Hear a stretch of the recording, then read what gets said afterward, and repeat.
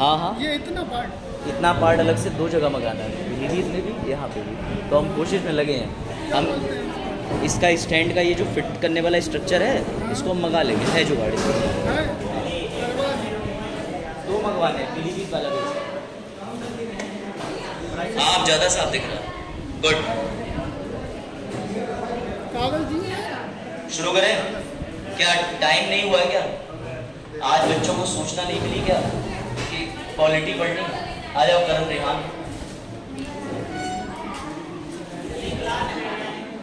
क्या हुआ? वीडियो रोक के दोबारा शुरू कर दीजिएगा, कोई इशू नहीं है। अच्छा, ये लगा दें। असल में स्टैंड थोड़ा, एक स्टैंड तो है हमारे पास, अगर व्यवस्था नहीं हुई तो हम अपना स्टैंड भी लेते हैं, फिर ऐसे करते करते एक दिन कोचिंग भी खोल लेंगे। कोई बात नहीं, विभाग बहुत वैसे सपोर्ट करता है, अच्छा विभाग। चलो शुरू कर करें, शुरू। केबल का विशेष ध्यान रखें, क्योंकि आज अगर केबल हिली तो हिल ही जाएगी। कुछ लोग आई विश तुम लोगों के लिए जो है वो डीपीएस भी चलाना है।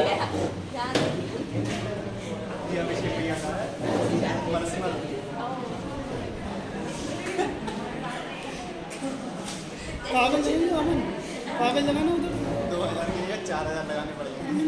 कागज लगाना उधर से ना, ये और लगा दो।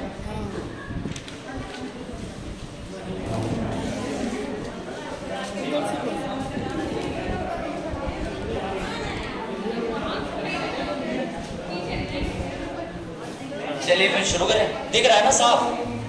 गुड। इसे दोबारा स्टार्ट कर दें। हाँ, कोई इशू नहीं, करना चल रहा है। चलो सही है। ठीक। अब केबल का विशेष ध्यान रखेंगे, इसे कोई टच ना हो। चलो भाई, क्लास शुरू करें। गुड। तो पता है 3 घंटे क्लास है। हाँ ठीक है, पेटों में पानी वाली थी। कोई ऐसा जो आज के ग्रुप में आ गया? आ जाओ। एक आप नहीं आई है, एक आप नहीं आए, एक आप नहीं आए, एक हम नहीं आए। थोड़ी तुम्हारी सीटें उधर करो, कैसे हो रही है? और उधर आप हो जाएगा। थोड़ी सी और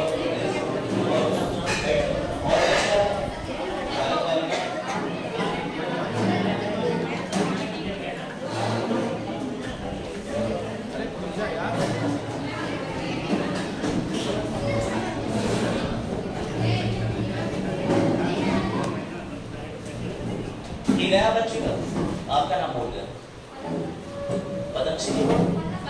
अच्छा, चलो। और इधर से तो याद ही ज्यादातर मैंने, इनका नाम भी याद होगा। ध्रुव, उनका नाम बोल गया। शिवम मिश्रा, सक्सेना। हाँ, अभी ले जरूरत पड़ेगी हमारी वाली बॉटल। तो भैया आप सुनो, नई कहानी आज की, ठीक है?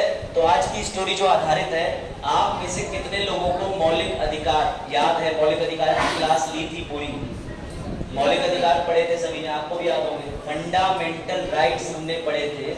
लेकिन आज हम जो चीज पढ़ने जा रहे हैं उसे बोला जाता है संविधान का अधूरा ख्वाब, यानी कि संविधान का अनफुलफिल्ड ड्रीम। एक ऐसा सपना जो संविधान निर्माताओं ने देखा तो था, लेकिन वो सपना पूर्ण नहीं हुआ। और ये क्या है? सबसे बड़ा रिग्रेट रास्ते में यही हुआ कि पानी भी कमी। अभी आ रहा है, अभी थर्सडे फ्राइडे सैटरडे ऐसे जय माता दी। संप्रभु जी की जय हो। ठीक। आज की क्लास में आपको ये पता चलेगा, कभी आपने ये सोचा है कि कैसे इनकम टैक्स आपके पैसों पे रेड मार देती है और कैसे पैसा ले जाती है, कैसे किसी पुलिस बल को सामान जब्त करने का अधिकार मिलता है, कैसे फैक्ट्रियों के अंदर महिलाओं और पुरुष के लिए सामान्य कंडीशन बनाई जाती है, महिलाओं को यदि वो गर्भावस्था की अवस्था में है तो कैसे उनको कार्यालय स्थल पे छुट्टी मिल जाती है। ये सब बातों का जवाब आपको आज डीपीएसपी से मिलेगा। बड़ा प्रैक्टिकल चीज है डीपीएसपी, और बड़ा इंटरेस्टिंग चीज है, जिसे बोलते हैं राज्य के नीति निर्देशक तत्व। अब सब सेटल हो चुके हैं, सीरियस वाली क्लास शुरू करें, बाकी जो आएगा वो एडजस्ट होता रहेगा। ठीक है, ध्यान से समझना। होता यह है कि मौलिक अधिकार आपको अच्छे से पता है कि नागरिकों के लिए भाग कौन से भाग में दिए गए हैं। भाग 3 में दिए, कहां से कहां तक? 12 से 35 तक। मौलिक अधिकार की यदि कोई भी सरकारी कर्मचारी या राज्य अवहेलना करता है तो आप क्या कर सकते हो? उसके विरुद्ध न्यायालय जा सकते हो। अब ध्यान से एक बड़ा इंटरेस्टिंग स्टोरी सुनना, तो तुम्हें एक बड़ा डीप समझ आएगी। इधर भी बताना सब आवाज आ रही है कि नहीं, ठीक है? जब संविधान बना तो संविधान निर्माताओं ने, क्योंकि इसमें 2 क्वेश्चन निकलेंगे जो मैं स्टोरी सुना रहा हूं, एक एसएससी के, 2 एसएससी के क्वेश्चन और एक यूपीएससी का, इसलिए स्टोरी सुनो। जब संविधान निर्माताओं ने संविधान बनाया तो सबसे बड़ी समस्या ये थी, जैसे आपके साथ होगी, तो इन्होंने कहा क्या समस्या होती है? इनके पापा ने कहा कि बेटा दुनिया मोटरसाइकिल से घूम रही है। इन्होंने कहा पापा ये दुनिया मोटरसाइकिल से घूम रही है, सही बात है। पापा ने कहा बेटा कौन सी मोटरसाइकिल लोगे? तो इन्होंने कहा पापा R15 लेंगे, R15। R15 ढाई लाख की मान ले। तो इनके पापा बोले बेटा क्या तुम्हारा मोटरसाइकिल से घूमना जरूरी है? तो बोले पापा स्कूल दूर पड़ जाता है, बस का किराया जाता है, अगर मेरे पास मोटरसाइकिल होगी तो मुझे आसानी होगी। ध्यान से समझना। तब इनके पापा ने कहा कि बाइक तो तुम्हें दिलवाएंगे लेकिन अभी नहीं, जब हमारे पास पैसे होंगे। क्या कहा पापा ने इनके? जब हमारे पास, करण और यहाँ ध्यान देना इस पे ध्रुव भी, जब हमारे पास पैसे होंगे। अब सुनना, एक दिन इनके पापा ने इनको और इनकी सिस्टर दोनों को बुलाया, बोले बेटा तुम्हारा दोनों का हाई स्कूल का रिजल्ट आ गया है, इधर आके स्टोरी सुनाई दे रही, आवाज आ रही? इनके पापा ने बुलाया, इनकी सिस्टर को भी बुलाया और इन दोनों से कहा कि तुम्हारा हाई स्कूल का जो है वो रिजल्ट दिखाओ। तो क्या हुआ कि इनकी बहन के नंबर जो है इन्हीं के बराबर थे, लेकिन इनके भी थे 80%, सिस्टर के भी 80%, कोई बात नहीं, शुरू हो जाएगा।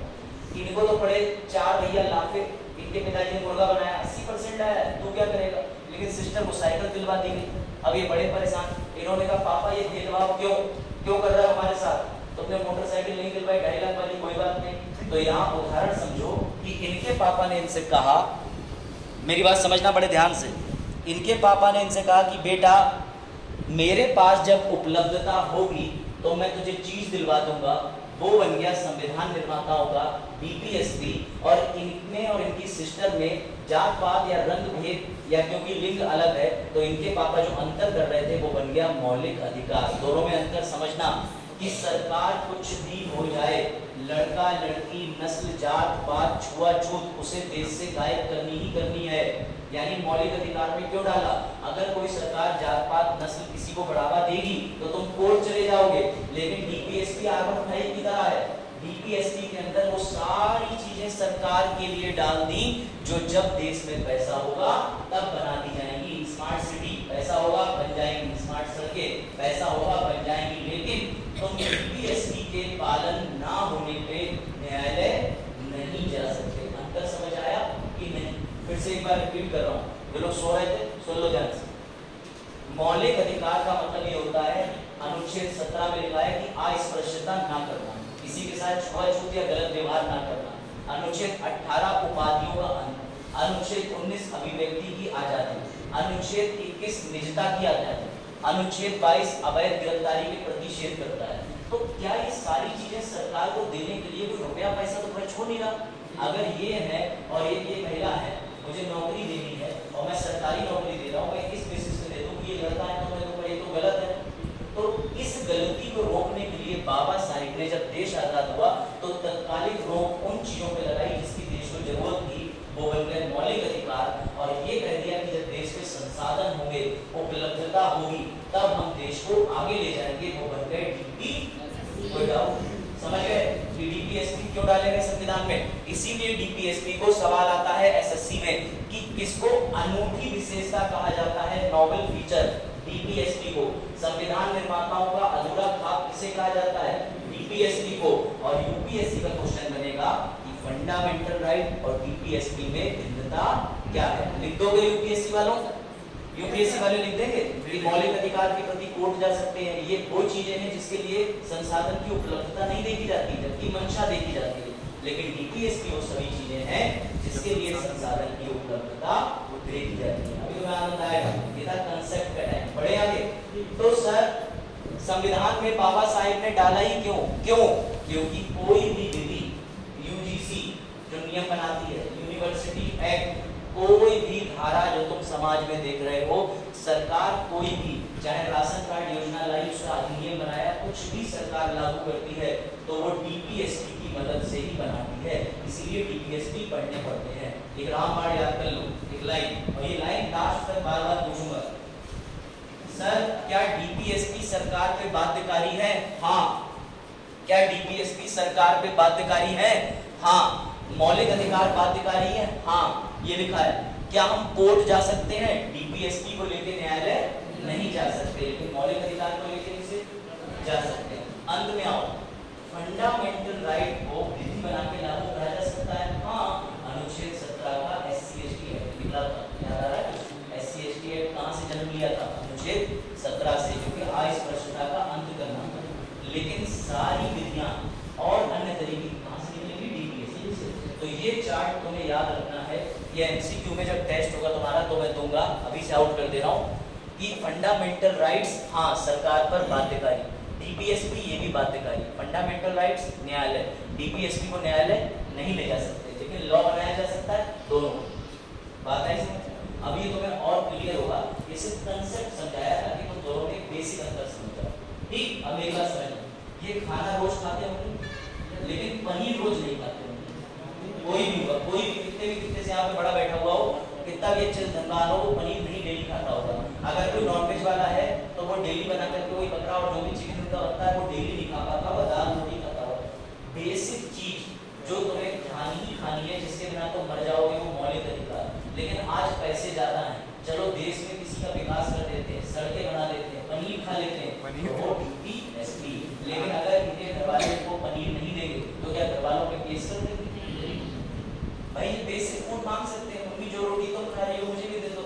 अभी अपने पापा से रोते रोते मैं आज तो पनीर ही खाऊंगा मैं, तो पापा कहेंगे बेटा गेट उस तरफ, क्या समझे? तो डीपीएसपी का मतलब यही है, डीपीएसपी में सरकार के ऊपर बाबा साहेब ने छोड़ दिया, जब तुम पे संसाधन हो तब तुम पूर्ति करना, लेकिन मौलिक अधिकार की पूर्ति आज से शुरू हो जानी चाहिए जैसे ही देश आजाद हो। कोई डाउट? अब समझो तुम। तो फिर सर क्या सरकार डीपीएसपी का पालन करेगी? हाँ। अब तुम्हें आ रहा है मीम, अगर सरकार कभी कोई नियम बनाती है तो मौलिक अधिकार तो जांचती ही जांचती है, लेकिन डीपीएसपी को भी भूल नहीं सकती। इस मीम को याद रखना, समझो मेरी बात, समझो आप समझ जाओगे। ये है स्टेट, स्टेट मतलब अनुच्छेद 12, जिसके पास कौन सी शक्ति है? नीति विधि सब बनाने की, सॉरी विधि बनाने की। तो एक दिन सरकार ने कहा कि मौलिक अधिकार तो नागरिक मुझे याद दिला रहे हैं, मैं फंडामेंटल राइट्स के तो खिलाफ जा नहीं सकता, चलो मैं नीति निदेशक तत्व को छोड़ दे रहा हूँ।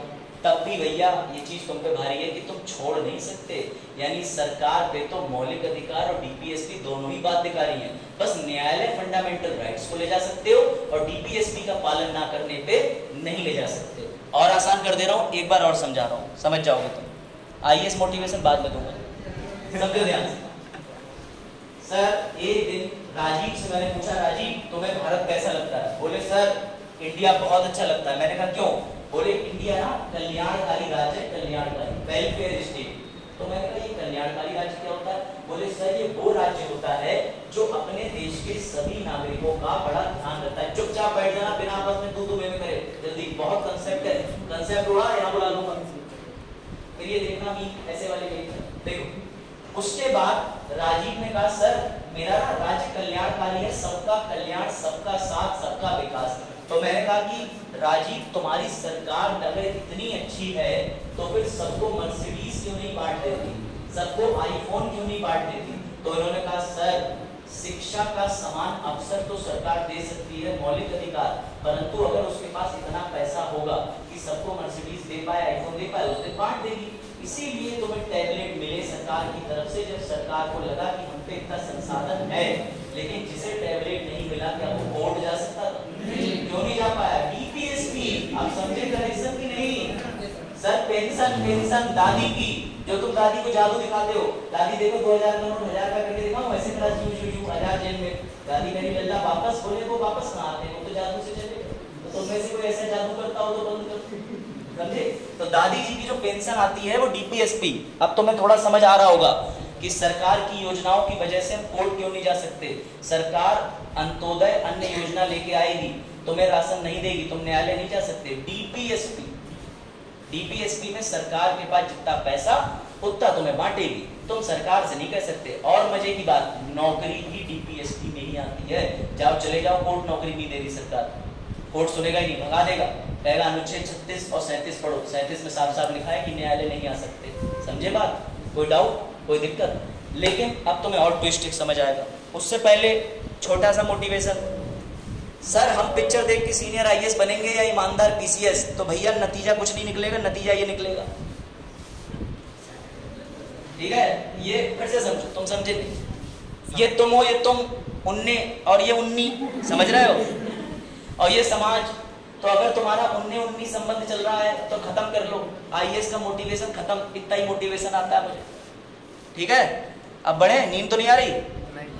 चलो अब तुम्हें नींद आनी भी नहीं चाहिए। सर कल रात सो के ही आए थे। गुड, समझो ये वाला चार्ट अभी तुम्हें समझ नहीं आ रहा, लेकिन ये एसएससी के लिए स्पेशल है, क्योंकि एसएससी के अंदर क्वेश्चन ये आता है कि डीपीएसपी हमने किस देश से लिए। समझ गए? तो कौन बताएगा कि राज्य के नीति निदेशक तत्व हमने किस देश से उठाए? आयरलैंड ने किस देश से उठाए? सवाल ये है। आओ एक नंबर आगे चलते हैं। आयरलैंड तो तुम बता दोगे, लूसेंट, घटना चक्र, पायनीर और भी किताबें, लेकिन आयरलैंड ने किस देश से उठाए ये बताओ।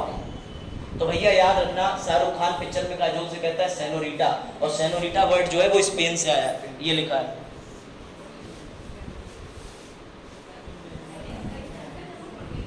ठीक, मैं तुम्हें एक नंबर आगे ले गया। अब एसएससी में हो सकता है इस साल पूछे ही ना आयरलैंड, जवाब में नीचे डाल दे स्पेन, तुम कहोगे क्वेश्चन चैलेंज होगा, गलत था, की क्वेश्चन चैलेंज होगा, तो एग्जामिनर तुमसे कहेगा नहीं बेटा ऐसे कटेगा। समझे बात को? तो तुम्हें याद रखना है कि डीपीएसपी ना कि सिर्फ आयरलैंड से लिए गए थे, आयरलैंड ने खुद स्पेन से लिए थे। क्लियर हुआ? कोई डाउट? अब सुनो ध्यान से। सर हमारे अंदर संविधान में इसको बोला जाता है अनूठे फीचर, नोबेल। एसएससी वाले समझे खासकर, तो नोबेल का मतलब अनूठे होता है। अनूठे क्यों होता है? कि सरकार को बाध्य भी करते हैं, लेकिन तुम न्यायालय लेके जा भी नहीं सकते। यानी एक तरफ सरकार तुम्हारे पैर पे अपना पैर तो रख देगी, तुम्हें दर्द तो होगा, लेकिन तुम अस्पताल भी नहीं जा सकते। नहीं समझे? सरकार कहेगी वैक्सीनेशन कराओगे? हाँ हाँ हाँ, जाओ कागजों में हो गया। राशन लोगे? हाँ हाँ हाँ, जाओ कागजों में हो गया। एप्पल का टैबलेट लोगे? हाँ हाँ, सैमसंग 3 GB 32 GB मिल गया। तो ये सरकार के पास अनूठी शक्ति है कि सरकार अपने चुनाव मैनिफेस्टो में साफ साफ लिखती है कि अगर तुमने हमें जिता दिया तो हम ऐसा ऐसा कर देंगे। तुम कोर्ट क्यों नहीं जा पाते उसको लिए? क्योंकि वो तुमसे जो वादे कर रही है वो ऐसे चीज के अंदर आते हैं कि वो करे हुए सारे वादों को न्यायालय में चैलेंज ही नहीं करा जा सकता। बात आई समझ में कि नहीं? ये यूपीएससी का कंसेप्ट अंडरस्टैंडिंग है कि डीपीएसपी क्या होते हैं। और अभी डीपीएसपी खेलते खेलते सरकार तुमसे सारे अधिकार छीनेगी और तुम्हें मजा आएगा। देखो तुम कहोगे ना सर दर्द हो रहा है, ना बुरा लग रहा है। रटी रटाई जानकारी, एसएससी डीपीएसपी भाग 4 अनुच्छेद 36 से 51। मौलिक अधिकार किसमें आते हैं? भाग 3 12 से 35। ये ऐसे एमसीक्यू जब आप लगाते होगे प्रीवियस ईयर आपको मिल जाते होंगे। डीपीएसपी कहाँ से लिए? आयरलैंड से। आयरलैंड ने कहाँ से लिए? स्पेन से। तो डीपीएसपी किस देश से उठाए? उसमें अगर आयरलैंड ना हो, स्पेन लिखा हो तो स्पेन मारा ना, याद रखना। ये अगर दोनों हो तो उसके साथ ऑप्शन होगा ए और बी, वरना दोनों में से तुम आयरलैंड पे लगाना, सीधी बात, जो तुम्हें पहले दिख जाए। समझ गए? कोई डाउट? चलो अब आ जाओ भैया एक, हाँ हाँ पूछो, वो मैं समझाऊंगा। उससे पहले मुझे तुम्हें एनसीईआरटी बतानी पड़ेगी। 1935 का मतलब ये है, उससे पहले एक एनसीईआरटी का चैप्टर समझो, फिर मैं ये बताऊंगा कि डीपीएसपी आयरलैंड और स्पेन के अलावा कहाँ और थे। ठीक है फ्रेंड्स? समझो, कक्षा 7 की एनसीईआरटी में एक स्टोरी है, स्टोरी ऑफ कांताबाई। कितने लोगों ने पढ़ी? सुनिए किसी ने कांताबाई की स्टोरी? किसी ने सुनी है? क्या क्या होता है कांताबाई की स्टोरी में? 1 मिनट में बताओ। काफी रखी है अंशिका, याद रखी है? हाँ बताओ, स्टोरी ऑफ कांताबाई। कौन होती कांताबाई? सर हमें क्या पता, एनसीईआरटी लिखा हो तो। हाँ, किसी ने पढ़ा? हाथ खड़ा करो। नहीं पढ़ी एनसीईआरटी? सर पैसा आप ले रहे हैं, आप ही पढ़ा दो। हो गई बात, 50 करोड़ का बिजनेस हो गया। देखो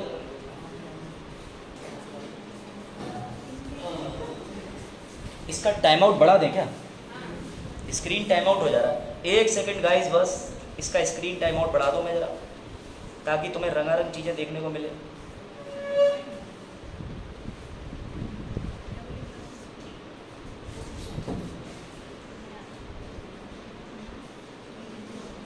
5 मिनट में नेवर कर देगा बेटा, सही है।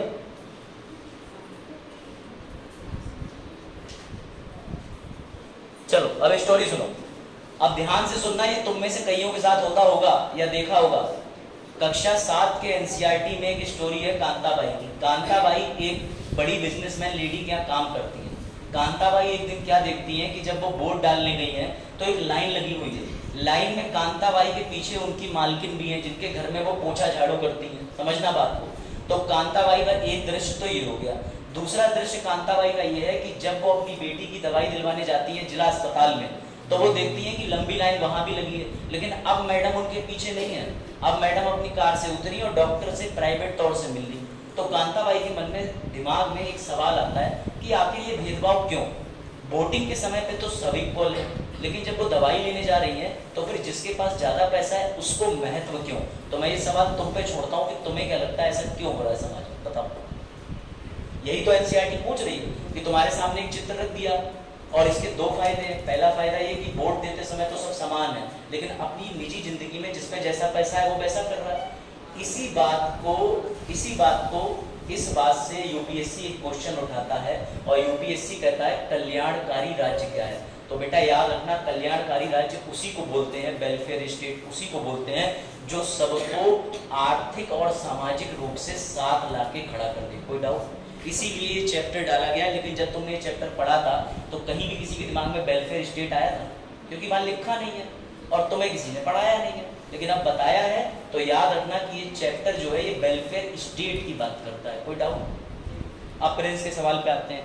1950 और 1935 का ये डिफरेंस है, बस याद रखना। कहा जाता है कि डीपीएसपी को 1935 में भी जोड़ दिया था, लेकिन 1935 के जो डीपीएसपी जोड़े गए थे यहाँ नहीं समझो, वो भी आगे से, ठीक है? कोई डाउट? अब तुम्हारे सामने मेरी कला का अद्भुत प्रदर्शन होगा। हाँ,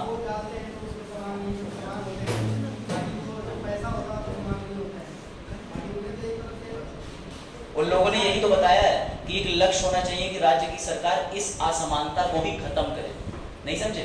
जैसे वोट के समय पे सब इक्वल हैं, ऐसे ही हर जगह पे सबको इक्वलिटी दे पाए, ये राज्य का उद्देश्य होना चाहिए। अगर कांताबाई थोड़ी भी अपने हिसाब से ठीक होती तो वो सरकारी डॉक्टर के पास लाइन में क्यों लगती? वो कहीं प्राइवेट दिखा लेती, या फिर जो बड़े घर की मैडम है वो भी लाइन में लग के आए ना।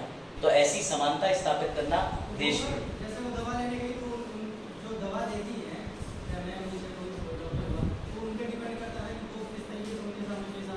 आपकी बात बिल्कुल ठीक है, लेकिन ये डिपेंडेंसी जो है वो एक दिन में नहीं बदलेगी। यहाँ डॉक्टर की भी गलती है कि वो प्राइवेट तौर पे ले रही है, लेकिन कितने डॉक्टर हैं? अब मान के चलो वो जो लेडी उतर के गई वो किसी पॉलिटिकल पार्टी जो अभी वो संसद के घर की बहू हो, तो अब बताओ।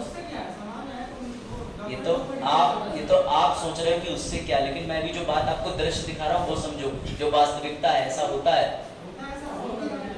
तभी तो एनसीईआरटी कह रही है कि दिमाग में सोच लाओ।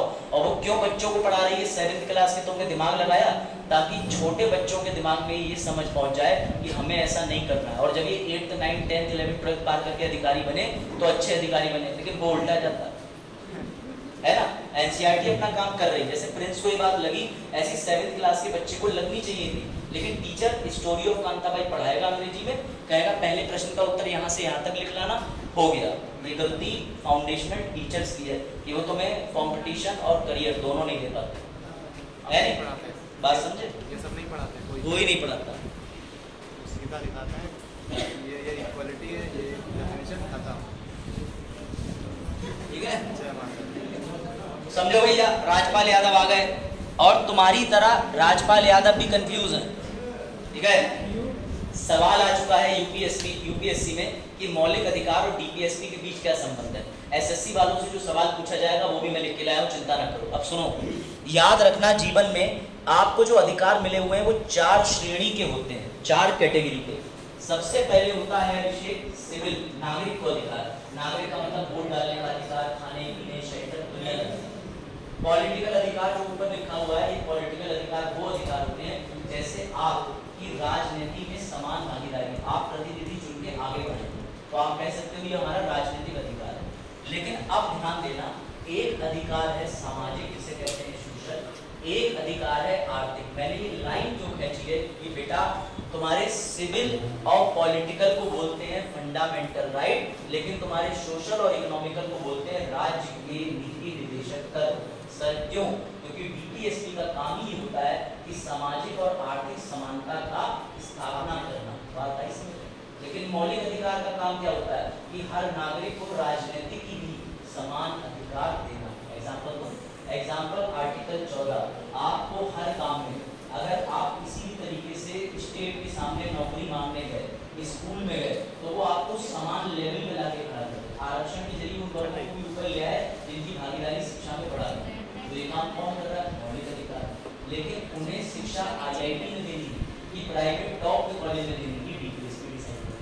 समझे बात? क्योंकि सरकार के संसाधन होंगे, पैसा स्कूल होगा। आज अभ्युदय चल रहा है इस कमरे में, अगर अभ्युदय में बहुत पैसा होगा तो वो अपने हॉल बना देती और डिजिटल क्लासेस चल रही होती कंप्लीटली।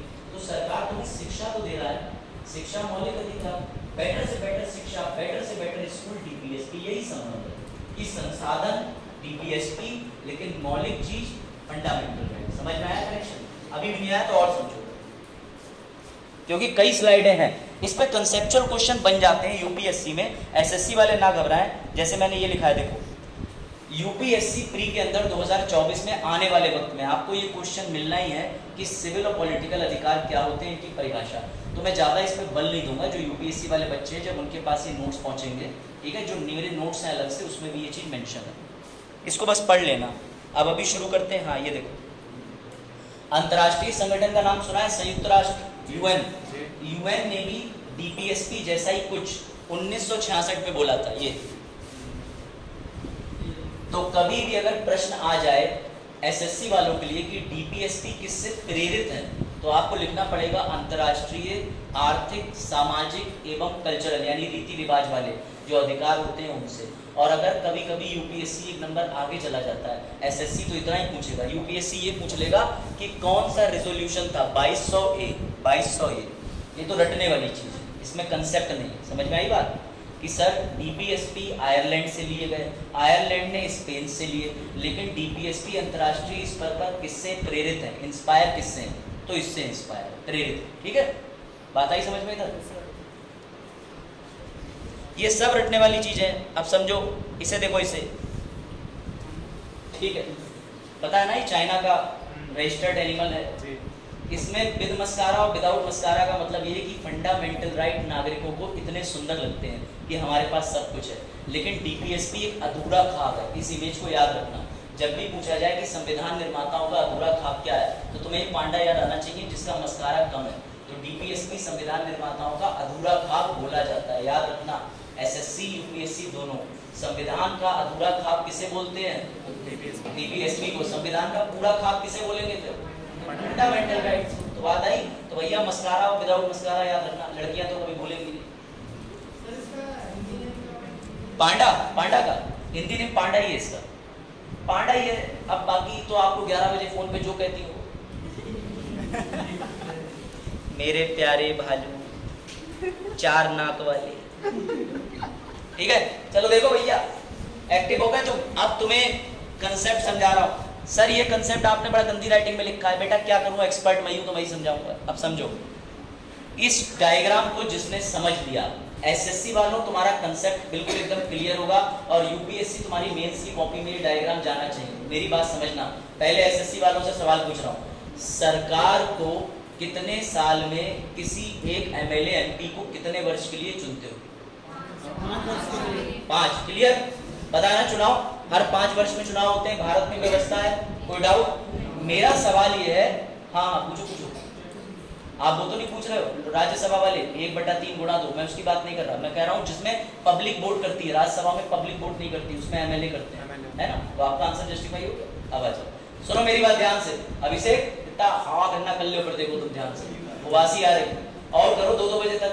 अरे पढ़ी लेके आज के पढ़ ले, वो आ जाओ। हाँ ये बात सही, लेकिन मैंने भी आज की बात कब करी? मैंने कहा तुमने कहा कि पढ़ी लेंगे सर से, पढ़ के भी तो उठे हो। समझ का अंतर है, देखो समझो। अब ध्यान से समझना।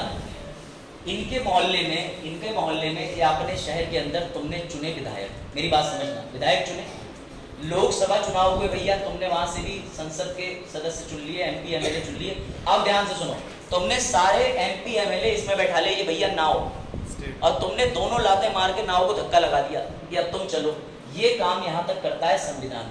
प्रत्येक व्यक्ति से अगर ये पूछा जाए कि तुम्हें कैसी विधि चाहिए, तुम्हें क्या चाहिए, तो प्रत्येक व्यक्ति अलग अलग चीज बताएगा। किसी को नोटबंदी अच्छी लगी होगी, किसी को खराब लगी होगी, है ना। तो अगर लोगों के बिहाफ पर आप लोगों का एक प्रतिनिधि चुन लिया जाए, तो एक प्रतिनिधि जो कहेगा वो सबकी जनता की बात मान ली जाएगी। इसीलिए इलेक्शन बनाएगा, इलेक्शन में चुना जाता है विधायक या member of parliament. MP MLA चुनते हो, अब तुमने सारे एमपी एमएलए जो है वो इस नाव में बैठा लिए, मेरी बात समझना, और ये नाव लेके निकले और इनका लक्ष्य है इस टापू पे पहुंचना, द्वीप। और इस द्वीप को थोड़ी देर के लिए मैं बोलूंगा कल्याणकारी राज्य। सर मतलब स्मार्ट सिटी बनाना, बेहतर शिक्षा करना, पीलीभीत को कनाडा बना देना, नहीं कनाडा से तो विवाद चल रहा है, पीलीभीत को न्यूयॉर्क बना देना, पीलीभीत को अमेरिका। सर पीलीभीत मतलब, अरे पीलीभीत मतलब मेरा शहर, पूरे इंडिया की बात करो, पूरे इंडिया को न्यूयॉर्क बना देना, समझ गए। क्या लक्ष्य लेके नेता निकले कि जो हमारा वेलफेयर स्टेट बन जाए, वेलफेयर स्टेट बन जाए। सुनना, थोड़ी नींद आएगी लेकिन अभी तुम्हें आनंद आएगा, क्योंकि इसके बाद तुम अक्षय कुमार, अजय देवगन सब देखोगे चिपके हुए जुबान के से, मजा आएगा। इस नाव में सारे नेता बैठे, सारे नेता निकले कि संविधान निर्माताओं ने हमें निर्देश दिया है, हमें हुक्म दिया है कि हम जाएंगे बनाएंगे कल्याणकारी राज्य, जहाँ सब कुछ अच्छा अच्छा, कोई गरीबी नहीं होगी, सब अमीरी होगी, सब पे पल्सर होगी, सब पे R15 होगी। निकले, लेकिन एक नेताजी बोले इस पे बैठे हुए, अरे इधर 2 करोड़ पड़े हुए हैं, जरा नाव इधर मोड़ लो। तो एक नेता बोले इधर 50 करोड़ पड़े हुए हैं, इधर जरा नाव मोड़ लो। मेरी बात समझना, करप्शन की बात कर रहा हूँ। एक नेता बोले ये नाव ही मत शुरू करो, तो हम 500 करोड़ रुपए ही बचा लेंगे। तब ध्यान से सुनना, स्थिति इतनी दयनीय बन गई कि कोई नेता इस पथ पे चलने को तैयार नहीं था। तो बाबा साहेब को ये बात पता थी कि ये कल्याणकारी राज्य बनाने के लिए कोई आगे कदम ही नहीं लेंगे। तो बाबा साहब ने सरकार के लिए डीपीएसपी बनाया। अब जरा डीपीएसपी को खोलो, डायरेक्टिव प्रिंसिपल्स। बेटा औरतें चीख लो, बैठ जाओ जल्दी चुपचाप। कहाँ थी इतनी देर से? क्लास में बगल वाली। चलो अब बोलना मत कोई, बहुत कंसेप्ट चला जाएगा। बाबा साहेब ने कहा कि मैं डालूंगा डीपीएसपी, राज्य के नीति निर्देशक, अंडरलाइन करो इंग्लिश वालों, डायरेक्टिव प्रिंसिपल। तो तुम्हारी नाव को कल्याणकारी राज्य बनने के निर्देश बाबा साहेब ने कहा लिखे हैं 36 से 51 तक। मेरी बात फिर से समझना, कनेक्ट कर पाना, कंसेप्ट टाइम। तुमने नेता चुने, बैठा ले, नेताओं को निर्देश कि तुम कल्याणकारी राज्य बनाओ। नेता इधर भटक सकता है, नेता इधर भटक सकता है, पीछे रह सकता है। तो याद रखना कि ये जो कल्याणकारी पथ पे चलना है वो डीपीएसपी है, रास्ते में जैसी सुविधा वैसा विकास, लेकिन ये उस रास्ते पर चलते रहें, करप्शन ना करें, भागे ना। उसीलिए बाबा साहेब ने लगाया फंडामेंटल राइट्स की सीमा कि ये कुछ भी उल्टा सीधा करें, ये अपनी नाव को इधर लेके जाएं, इधर लेके जाएं, तो बेटा ये बैरियर की तरह काम करे और तब तुम लोग लेके चले जाओ सरकार को कोर्ट। क्लियर हुआ? अब तुम्हें समझ आया ये डायग्राम करके? रेहान थोड़ा बहुत समझ में आया? फिर से समझो, सरकार चुनी, नाव पे बैठा ली, यानी 5 साल के लिए हमने संसद में बैठाला। संसद की गतिविधियां चल रही है, बजट सत्र, मानसून सत्र, शीतकाल सत्र, सारे सत्र चल रहे हैं। तो सत्र चलेंगे 5 साल तक, जब तक सरकार रहेगी, हर वर्ष चलेंगे, हर 3-3 महीने में बदलेंगे। जैसे सरकार ने अपने सत्र शुरू करे, डीपीएसपी सरकार के झोपड़ी में आगे रख गई कि तुम्हें जो निर्देश मिले हैं वो पूरे करने हैं, गरीबी हटानी है। लेकिन भले ही 5 साल तक सरकार अपनी नाव खचेड़ खचेड़ के ले जाए, तुम सरकार को डायरेक्शन उस रास्ते पे चलने के लिए कोर्ट नहीं ले जा सकते। लेकिन सरकार ने बेड़ा तोड़ा, जैसी बैरियर तोड़ा, फंडामेंटल राइट्स तोड़ते हैं और सरकार को कोर्ट ले जा सकते हो। तो ये डायग्राम बना के लिखना है, जो बैरियर है वो मौलिक अधिकार, नाव जिस रास्ते पे चलेगी 36 से 51 नीति निर्देशक तत्व, जो इसका उद्देश्य है वो है वेलफेयर कल्याणकारी राज्य, और जो नाव है ये इलेक्शन के अंदर जनता के प्रतिनिधि बैठे हुए। अभी से ये कंसेप्ट है, ये है कंसेप्ट, समझे? ये डायग्राम बनाने पे कनिष्क कटारिया, समझ रहे बनोगे तुम, कनिष्क कटारिया, शुभम कुमार, टॉपर्स ऐसे ही समझाते हैं। अब ये डायग्राम समझा के मैंने इतनी बात लिख दी तो पूरे कॉन्स्टिट्यूशन का सार आ गया, इलेक्शन भी समझा दिए, मौलिक अधिकार, डीपीएसपी। तो एग्जामिनर खुश हो जाएगा, वो तुम्हारे डायग्राम को देखेगा, एक तरफ चीजों को देखेगा, वो कहेगा यार क्या कनेक्शन बनाया, समझे? इसी कनेक्शन में टॉपर्स निकलते हैं। समझो मेरी बात को, मैंने उनकी कॉपियाँ स्टडी करी हैं तो ये सब बनाया है। भगवान ने नहीं ऊपर से सिस्टम खोला बोले आज नाव डाल दे रहे हैं, ऐसा कुछ नहीं था। टॉपर की कॉपी पढ़ने के बाद डायग्राम का महत्व मैं तुम्हें बता पा रहा हूँ। कोई समस्या? किसी को अब भी कोई डाउट हो फिर से पूछ लो, 10 बार पूछ लो, कोई डाउट हो। लेकिन जो बच्चा आज आया क्लास में वो जरा थोड़ा अवॉइड करे, क्योंकि जो पहली बार मेरी क्लास लेने आए, इससे पहले वाले तो कंसेप्ट थोड़ा बहुत समझे होंगे। तो आप तीनों आज पहली बार आई हैं, आ चुकी हैं, थोड़ा बहुत समझ आया? लेट कैसे हो गए?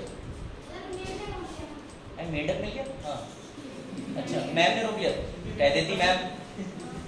चलो भैया इधर पीछे सबसे, आप भी आज पहली बार आई हैं? नहीं कुछ नहीं, अच्छा पहली। इधर आगे और इधर आगे, समझ आया? अब ये जो नाव है ये इधर उधर ना भाग जाए, इसे कौन रोक रहा है? मौलिक अधिकार। नाव जिस रास्ते पे चलेगी डीपीएसपी, और कहाँ पहुंचना है? कल्याणकारी राज्य। सर हम आपकी किसी बात से सहमत नहीं, हमें ये लिखा हुआ दिखाओ कि कल्याणकारी राज्य तक पहुंचना है, और कहाँ लिखा है? बाबा साहब ने ये लिखा ही नहीं होगा। तो welcome to the jungle. Sir जंगल का मतलब बेटा आर्टिकल 37 में बाबा साहब ने साफ साफ बात कर दी है कि ये देखो गवर्नेंस और तुम्हारे ऊपर किस तरीके से बाध्यता है। और एक आर्टिकल भी तुम्हें पहले दिखा दे रहा हूं, देख लो। आर्टिकल 38 में शब्द क्या आया? लोगों के कल्याण की बात हो रही है। इसी में इंग्लिश में अभी तुम्हें पढ़वाता हूं, लिखा हुआ होगा वेलफेयर स्टेट, वेलफेयर स्टेट, कल्याणकारी राज्य। अभी सब बताता हूं तुम्हें, सब मिलेगा। ये जो पूरी नाव वाली स्टोरी थी ये आर्टिकल को छूते हुए जाएगी और तुम्हें पता चलेगा कि पुलिस रेड डालने कैसे पहुंचती है। तुम्हें सबसे बड़े सवाल का जवाब मिलेगा, गाय काटना उचित है अनुचित है, जो तुम्हें कोई नहीं बताएगा, एंटायर यूट्यूब पे नहीं बताएगा, मैं तुम्हें बताऊंगा। ये पता चलेगा कि शिक्षा 10 साल के लिए अनिवार्य करने की बात हुई थी संविधान बनने के बाद, लेकिन वो क्यों अनिवार्य नहीं हुई? ऐसे सारे प्रश्नों के उत्तर मिलेंगे। नोटबंदी अगर हुई तो कौन से अनुच्छेद से हुई ये भी तुम्हें पता चलेगा। लेकिन अगर तुम्हें ये सब कहानी सुननी है तो एक बार कंसेप्ट क्लियरिटी बन गई। कोई डाउट? अब भी कोई समस्या हो तो बताओ, क्योंकि बड़ा इंटरेस्टिंग है सब, बहुत इंटरेस्टिंग। अब समझो ध्यान से, अब तुम्हें लेके चलता हूं मैं आगे। अभी भी कोई ऐसा हो भैया जो ऐसे कर रहा हो, ऐसे कहां फंसा दिया, अपनी सहेली से कह रहा हो, अपने सहेले से कह रहा हो, कहां क्लास में पिटलवा दिया, इससे अच्छा 1 घंटे यूट्यूब पे कोई कॉमेडी देख लेते। तो भैया ऐसे मत करो, IAS बन जाओगे धोखे से। अब आ जाओ, अब तुम्हें मैं एक और कंसेप्ट बताता हूं, तुम्हें बड़ा मजा आएगा। फंडामेंटल राइट्स का, मौलिक अधिकार का अनुच्छेद 12 किसको परिभाषित करता है? प्रिंस किसकी? अनुच्छेद 12 किसकी परिभाषा बताता है? राज्य की। आर्टिकल 36 किसकी परिभाषा की बात करता है? राज्य की। क्या दोनों राज्य में कोई अंतर है? क्यों नहीं है ये कौन बताएगा? Article 12 means state, article 36 also means state, परंतु दोनों में कोई भिन्नता नहीं है, ये कौन बताएगा कि सर आर्टिकल 12 वाला भी स्टेट, आर्टिकल 36 भी state, just like Sita Gita, दोनों सेम टू सेम, कोई अंतर नहीं। क्यों? क्योंकि अब तुम मेरी बात का कनेक्शन समझो। जब वो नाव में बैठे तो बाबा साहेब ने जिस नाव पे जो सवार लोग थे उन्हें मौलिक अधिकार लिखते समय आर्टिकल 12 बोला, डीपीएसपी लिखते समय 36 बोला, लेकिन वो जो नाव के अंदर लोग थे वो सेम ही थे। बात समझे कि नहीं? बाबा साहिब ने ना अनुच्छेद 12 में मौलिक अधिकार के समय सरकार बदली, ना 36 में डीपीएसपी के समय सरकार बदली। उन्होंने कहा कि जब हम फंडामेंटल राइट लिख रहे थे तो भी अनुच्छेद 12 में उसी सरकार को निर्देश दे रहे थे, लेकिन जब डीपीएसपी लिखेंगे तो भी उसी सरकार को निर्देश देंगे, ताकि सरकार ऐसे ना पलट जाए कि देखो 36 वाली सरकार कोई और है, 12 वाली कोई और होगी। समझे बाबा की एक्सीलेंस? बात आई समझ में? समझे दोनों लोग? गुड। इधर आगे ध्रुव नर्सिंग होम है पीलीभीत में, आओ समझो। सर आर्टिकल 37 क्या कहता है? अच्छा तुम हिंदी वाले ज्यादा हो। देखो स्टार्टिंग में मैंने एक बात पूछी थी पीछे, मैंने कहा था कि क्या मौलिक अधिकार को लागू करती है सरकार? हाँ, अनुच्छेद 17 में SC/ST एक्ट बनाया गया, लेकिन जितने भी डीपीएसपी हैं, मनोज हाँ, जितने भी डीपीएसपी हैं, आर्टिकल 37 कहता है उनको लागू तुम सिर्फ विधि बना के ही कर सकते, सिर्फ बना। मतलब अगर इनका आर्टिकल 17 किसी ने छुआ राज्य ने, तो ये हाई कोर्ट जाएंगे रिट लेके, उसमें बड़ा कैपिटल लेटर में अनुच्छेद 17 मेरा हनन हुआ है, राज्य ने किया, ये पहुंच जाएंगे। लेकिन अगर इन्हें अनुच्छेद 38 के तहत स्कीम नहीं मिली, स्कॉलरशिप नहीं मिली, तो ये न्यायालय जा ही नहीं सकते। लेकिन फिर भी जाना चाहें तो अनुच्छेद 38 से कोई अधिनियम सरकार ने बनाया हो तब जा सकते। समझ में आई बात? मौलिक अधिकार में सीधे आर्टिकल का नाम लो, कोर्ट चले जाओ। हाँ, लेकिन डीपीएसपी में नहीं है। डीपीएसपी में कोई लॉ है तो जाओगे, लेकिन लॉ नहीं है तो न्यायालय जाएंगे। बात आई समझ? अब आर्टिकल 38 साफ साफ कहता है डीपीएसपी लागू करनी है तो कैसे? लॉ बना के। कैसे? अब तुम्हें वेलकम टू डीपीएसपी कंसेप्ट खत्म। और याद रखना कि डीपीएसपी को लागू करने के लिए सरकार पे कोई प्रेशर नहीं है, ये नैतिक जिम्मेदारी है कि लोगों ने तुम्हें टैक्स दिया, तुम्हारी जिम्मेदारी है टैक्स उन्हें वापस करो कल्याणकारी राज्य बना के। सरकार लेकिन कई बार टैक्स का ज्यादा ही उपयोग कर लेती है। डीपीएसपी गलत करती है तब भी बहुत अच्छा ऑप्शन है, सुप्रीम कोर्ट जिंदाबाद। फिर आप डीपीएसपी को चैलेंज नहीं कर रहे, आप लॉ गलत है ये कह के कोर्ट जा सकते हैं। दोनों ऑप्शन। बहुत सी ऐसी चीजें, नोटबंदी पे जनवरी में दोबारा पता है ना रिव्यू के लिए सुप्रीम कोर्ट के पास गई थी, सुप्रीम कोर्ट ने वैलिड करार दे दिया कि हमारे पास रिजर्व बैंक अधिनियम है जो ये कहता है कि नोटबंदी करी जा सकती है। साफ साफ उसमें डीपीएसपी चैलेंज नहीं हुआ। क्या चैलेंज हुआ? डीपीएसपी से बना हुआ लॉ, आरटीआई अधिनियम। समझे? अरे अभी बहुत कुछ आ रहा है आगे, देखो तो मजा आने वाला। अब सुनो ध्यान से, बस ये डायग्राम और देख लो, दिख रहा? ये है सरकार, सरकार के लिए मौलिक अधिकार। क्योंकि निगेटिव क्यों दिखाया है? डेविल, क्योंकि मौलिक अधिकार तुम्हारे फायदे की चीज है, लेकिन तुम्हारे फायदे की चीज अलग रखो। सरकार के लिए मौलिक अधिकार से डर लगता है, उसे लगता है मौलिक अधिकार भूत है। क्यों? क्योंकि जैसे मैंने आर्टिकल 14 छीनने की कोशिश करी, ये कोर्ट ले जाएंगे। लेकिन डीपीएसपी सरकार के लिए अच्छे संकेत हैं, अच्छे निर्देश हैं कि तुम्हें पालन करना पड़ेगा। तो सवाल आ चुका है यूपीएससी में भी और एसएससी में जो आया वो भी बता रहा हूँ। यूपीएससी में पूछा गया था कि फंडामेंटल राइट पॉजिटिव है या नेगेटिव है, तो तुम्हें नेगेटिव पे टिक मारना है। डीपीएसपी पॉजिटिव है कि नेगेटिव है, सकारात्मक है कि नकारात्मक है? तो डीपीएसपी सकारात्मक। समझ रहे हो? और हाँ, पूछो कोई डाउट? डीपीएसपी कैसे है? सकारात्मक नकारात्मक? सकारात्मक। और फंडामेंटल राइट नकारात्मक, क्योंकि मौलिक अधिकार सरकार को रोकते हैं कि वो तुमसे आर्टिकल 14, 17, 19, 21 ना छीने। ठीक, डीपीएसपी कहते हैं तो तुम्हें करना ही हुआ। अभी तक तो तुम हो रहे थे बोर, अब आती है सिचुएशन में ट्विस्ट। समझो करण, अब ध्यान देना। अब देखो भैया और सुनो, अब तुम्हें पता चलेगा सरकार का दिमाग, और तुम्हें पता चलेगा कि मोरारजी देसाई साहब ने संविधान के साथ क्या किया था। पूरी समझ। आर्टिकल 38, अब पहले ध्यान से सुन लो, समझो। 36 में राज्य है ना, क्लियर? 36 में राज्य लिखा था, 37 में लिखा था कि डीपीएसपी को न्यायालय नहीं ले जा सकते, लेकिन डीपीएसपी लागू करने के लिए विधि बनी। पढ़ लिया? आर्टिकल 38 इधर से भी सब समझना। आर्टिकल 38 में साफ साफ लिखा है राज्य लोगों के कल्याण को बढ़ावा देने के लिए सामाजिक व्यवस्था सुनिश्चित करेगी। अब नीचे आओ और ये लाइन पढ़ो जिसमें न्याय, सामाजिक, आर्थिक और राजनीतिक। कुछ याद आ रहा है किसी को? 3 तरीके का जस्टिस और कहाँ दिया हुआ है? प्रस्तावना। और मैंने तुम्हें प्रस्तावना पढ़ाई थी तो ये बताया था कि प्रस्तावना संविधान की एक समरी है, आईना है। प्रस्तावना ये बताता है कि संविधान के उद्देश्य क्या होंगे, लक्ष्य क्या होंगे। देखो तुम्हें प्रेमचंद की झलक मिली, सीधे वही शब्द लिखे हैं जो प्रस्तावना में लिखे कि न्याय 3 प्रकार का होगा, सामाजिक होगा, आर्थिक होगा, राजनीतिक होगा। अब ये बात समझ में आई हमारे मोरारजी देसाई साहब को। मोरारजी देसाई साहब ने इस बात को बड़ा सीरियसली ले लिया और बोले देखो जी, राजनीतिक समानता तो है, चाय बेचने वाला भी चुनाव में खड़ा हो सकता है, पीएचडी करा हुआ भी खड़ा हो सकता है, कोई डाउट? उन्होंने कहा कि भैया सामाजिक समानता भी आ चुकी है, धीरे धीरे रिजर्वेशन ला दिया है। उन्होंने कहा आर्थिक समानता नहीं है देश में, अब तुम्हें आएगा मजा क्योंकि तुम्हारे पैसों में बीतेंगे। मोरारजी देसाई साहब ने कहा कि राजनीतिक समानता तो है। कैसे है? कि भैया चुनाव हो गए, सब इक्वल वोट दे रहे हैं और चाय बेचने वाला भी खड़ा हो सकता है, पीएचडी वाला भी चुनाव लड़ सकता है। सामाजिक समानता भी थोड़ी बहुत हो रही है। कैसे? बिटिया क्या हुआ?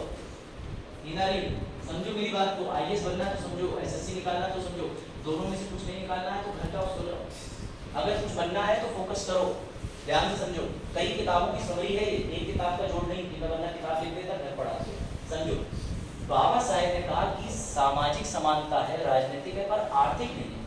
और ये बात मोरारजी देसाई सरकार ने पकड़ ली कि यार इकोनॉमिक समानता कैसे है, आर्थिक समानता। उन्होंने जब उनकी सरकार आई 1978 में, तब मुबारक हो, उन्होंने इसी अनुच्छेद में, बेटा ध्यान से समझना, एक और क्लॉज जोड़ दिया जिस क्लॉज का नाम है आर्टिकल 38 का 2। इसे समझना तो मजा आ जाएगा। ये राज्य विशेष रूप से आय में असमानताओं को कम करने का प्रयास करेगा। किन किन के खिलाफ? ना केवल व्यक्ति बल्कि विभिन्न क्षेत्र, इनकम टैक्स, एंटरटेनमेंट, रुपया, जीएसटी, किसी भी तरीके से किन किन के खिलाफ? कोई भी बिजनेस या उसमें लगे लोगों के समूह की स्थिति, सुविधाओं और अवसरों में असमानताओं को खत्म करने का प्रयास करेगा। जैसे ही 38 के अंदर दूसरा ये क्लॉज डाला गया ना, 38 के बन के बाद दूसरा लिखा गया ना ये बिंदु, तो सबसे ज्यादा खुश पता है कौन थे? इनकम टैक्स वाले। क्यों इनकम टैक्स वाले बोले कि फिर और क्या चाहिए? कैसे?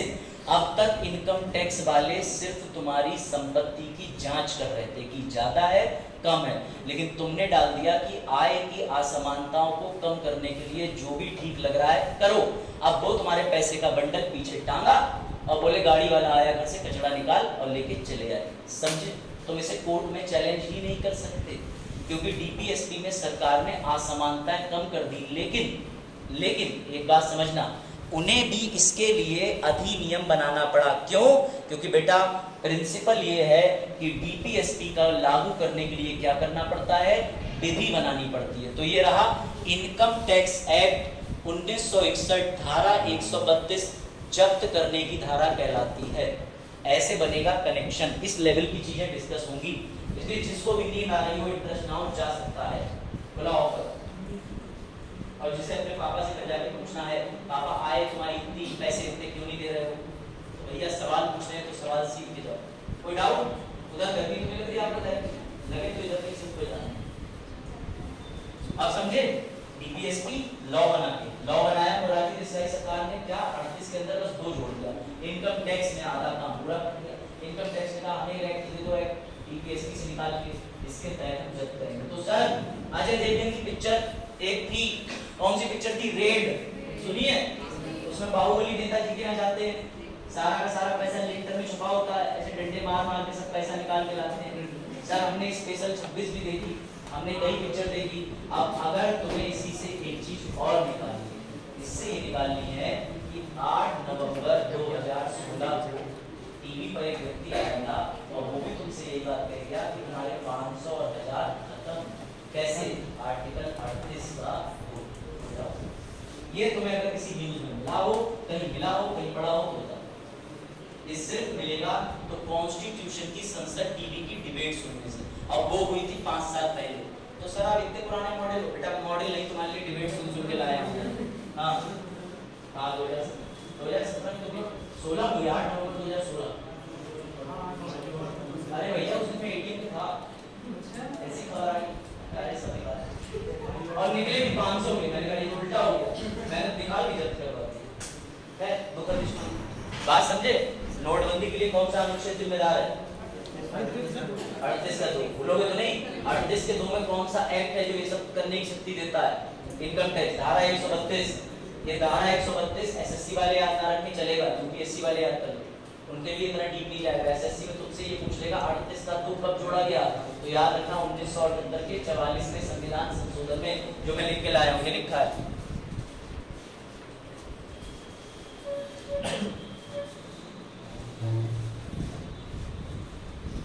समझ गए? 1978 मोरारजी देसाई जी की सरकार, और उन्होंने कहा कि आय की असमानता कैसे कम करें, और आय की असमानता कम करने के लिए उन्होंने पास कर दिया 38 के अंदर 2।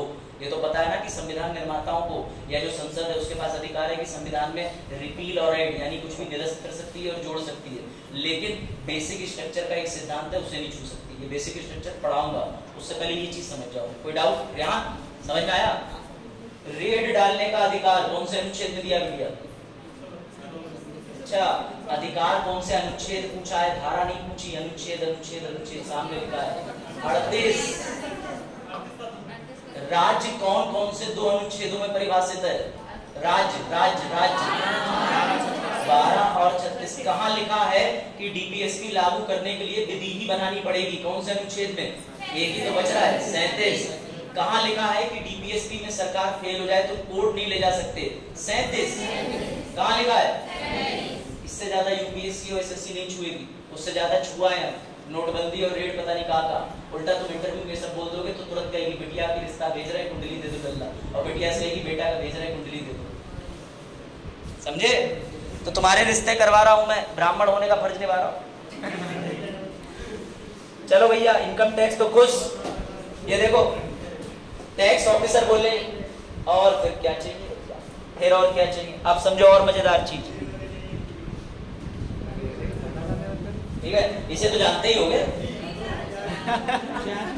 तो भैया एक दिन जादू ने कहा लिटर बैठ जाओ, बिना कुछ बातचीत करे, बहुत शांति से, बड़ा कंसेप्चुअल क्लास चल रही है, अगर क्लास डिस्टर्ब हुई तो अस्पताल नजदीक,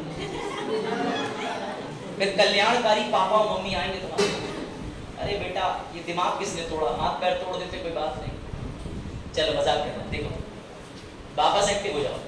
हुआ ये कि सर एक दिन जादू प्लेनेट पे आया और जादू ने कहा कि तुम बड़ा कह रहे हो तुम्हारा इंडिया कल्याणकारी राज्य, कल्याणकारी राज्य, मुझे धूप दे दो धूप। तो मैंने जादू को फोन करके कहा बेवकूफ जादू, तुझे इतनी तमीज नहीं है, जब सरकार पे चीजें उपलब्ध होगी तो बोले कौन कौन सी चीजें उपलब्ध हैं तुम्हारे सरकार ने कराई क्या है। मैंने कहा ये पूछ सरकार ने क्या नहीं करा है। बेटा जितनी भी तुम्हारी पेंशन आ रही है दादी की, जिसे तुम जादू दिखाते हो, दादी देखो 2000 का नोट 1000 का करके दिखाओ, जादू, समझे। तो दादी की पेंशन, विधवा पेंशन, वृद्धा पेंशन, 60 साल। सर सवाल ये है क्या सरकार ये बंद कर सकती है? हाँ, क्योंकि सरकार एक ही लाइन बोलेगी, कल तक हम पे था तो बांट रहे थे, आज हम पे नहीं है तो। अब तुम्हें एक सवाल का जवाब और मिलेगा, अभी बड़ा इंटरेस्टिंग सवाल आ रहा है। सर वैक्सीनेशन सरकार ने पहले मुफ्त चलाई, बाद में सरकार कह रही है 1500-2500 रुपए का कुछ जाओ लगवा लो निजी टीका, क्यों? खत्म। सरकार ने लगा दी 4 करोड़ 6 करोड़ वैक्सीनेशन, सरकार कह रही डीपीएसपी में कहा गया है उपलब्धता, वैक्सीनेशन है तो ठोकेंगे, नहीं है तो पानी भर के सिरिंजे चला लो अपने आप, समझे। उसके बाद स्कॉलरशिप, दुख, अब तुम्हारा दुख बाहर आएगा। कितने लोगों के में लिख के आया कि फंड इनसफिशिएंट है, इस वजह से स्कॉलरशिप नहीं मिलेगी। आया क्या तुम कोई केस कर सकते हो? आज समझ में आया क्यों नहीं कर सकते हो? क्योंकि वो डीपीएसपी के अनुच्छेद 38 के अंदर आता है और कुछ नहीं कर सकते तुम सरकार का। अब सुनो सर, हमारी यूपीएससी क्लास है, यूपीएससी क्लास है, अभ्युदय, समझ गए या बताना बाकी है? चल रही है, बहुत सही। जब सरकार को लगेगा ज्यादा ही चल रही है तो और सही, समझ गए। तुम नहीं जा सकते, हर चीज का कंसेप्ट है, प्रैक्टिकलिटी से जोड़ो। अगला समझो, एम्प्लॉयमेंट। सर इतने करोड़ बेरोजगार भारत में है, नौकरी क्यों नहीं देते हो? तो मैंने सरकार के पास गया, सरकार बोली बेवकूफ, फंडामेंटल राइट में नौकरी में आरक्षण लिखा है, नौकरी देने का कोई मौलिक अधिकार है ही नहीं। मैंने कहा मैं डीपीएसपी में घेर लूंगा। बोले मूर्ख, आर्टिकल 37 पढ़ के आओ, उसमें साफ साफ लिखा है कि तू न्यायालय जा ही नहीं सकता हमारे खिलाफ और ना ही तू रोजगार मांग सकता है। तब भी मैंने सरकार को घेरने का प्रयास करा और मैं सरकार के पास चला गया। मैंने कहा आप ही ने अपने मैनिफेस्टो चुनाव बिल में बोला था कि लाओगे, तो सरकार बोली बेटा अब जब तू सब सही तरीके से आंसर सुनना चाह रहा तो सुन, नौकरियां है ही नहीं देंगे, उपलब्धता है ही नहीं, जा जो कर मिले कर ले, क्या कर लोगे तुम? धरना दो, समझे? समझ में आ रहा कनेक्शन? अब मत सो जाना। हाँ धूप देखो, उसे धूप प्रकृति मिल रही है, उसने कहा मुझे बॉर्नवीटा वाली धूप दे दो। जब ऋतिक रोशन बॉर्नवीटा वाला धूप पी रहा तो सरकार ने कहा उपलब्धता नहीं है, तो जादू कह रहे हैं इस सज्जन को क्या तकलीफ है। हाँ देखो ये समझे, धूप आए तो छाव तुम लाना, सरकार से कह रहे थे, सरकार ने कहा आर्टिकल 38 देखा है, छाव तो खुद लेके आइए, उपलब्ध नहीं है। समझे बात तो कि नहीं? अब चलो आगे बढ़ते हैं। हाँ तो भैया सुन लो, तुम्हारे लिए स्पेशल, जो धोखे से क्लास में सो रहे हैं, कितना पढ़ाएगा ये मास्टर, हमारी कहानी अधूरी रह जाएगी, छोड़ दो क्लास। जितने उन्ना उन्नी है सब अपनी उन्ना उन्नी घर पे रख के आया करो, समझे। तो तुम्हारी कहानी अधूरी रह जाएगी, लेकिन आईएएस पीसीएस वाला मोटिवेशन जो दिया था शुरू में वो पूरा कर लो। चलो अब आता है गेम। अब सुनो, अब तुम्हें मजा आएगा। आपके घर में कोई ऐसी लेडी है जो जॉब करती है, सरकारी प्राइवेट, पक्की बात? हमारी बात। कोई और किसी की दीदी, किसी उन्नी की दीदी, हाँ कोई करती हो, किसी की भैया सारे सास कोई, आपकी भाभी नौकरी किस विभाग में? दीदी हमारी दिल्ली में प्राइवेट। अच्छा सुनो यार, अगर कभी ये सुना है, किसी ने ये सुना है कि सरकार ने महिलाओं को ज्यादा तनख्वाह दी और पुरुषों को कम तनख्वाह दी और दोनों सरकारी मास्टर सुना है? क्यों नहीं सुना? बेटा हमारे सामने लिखा हुआ है अनुच्छेद 39 का पहला पढ़ो कि नागरिक पुरुषों और महिलाओं को समान रूप से आजीविका के पर्याप्त साधन का अधिकार है। लेकिन ये समान वेतन की बात नहीं कर रहा। समान वेतन का तो अगला अनुच्छेद के इसी के अंडर में है। इसमें एक शब्द लिखा है आजीविका। ये कौन बताएगा कि आजीविका क्या है? जीवन में बनना आजीविका बनने के बाद आजीविका नहीं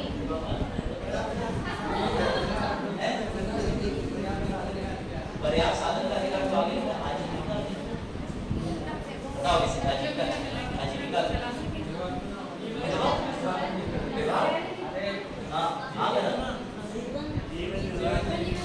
जीवन जीने के लिए मान लो जीवन जीने के लिए मुझे तंबाकू चाहिए दो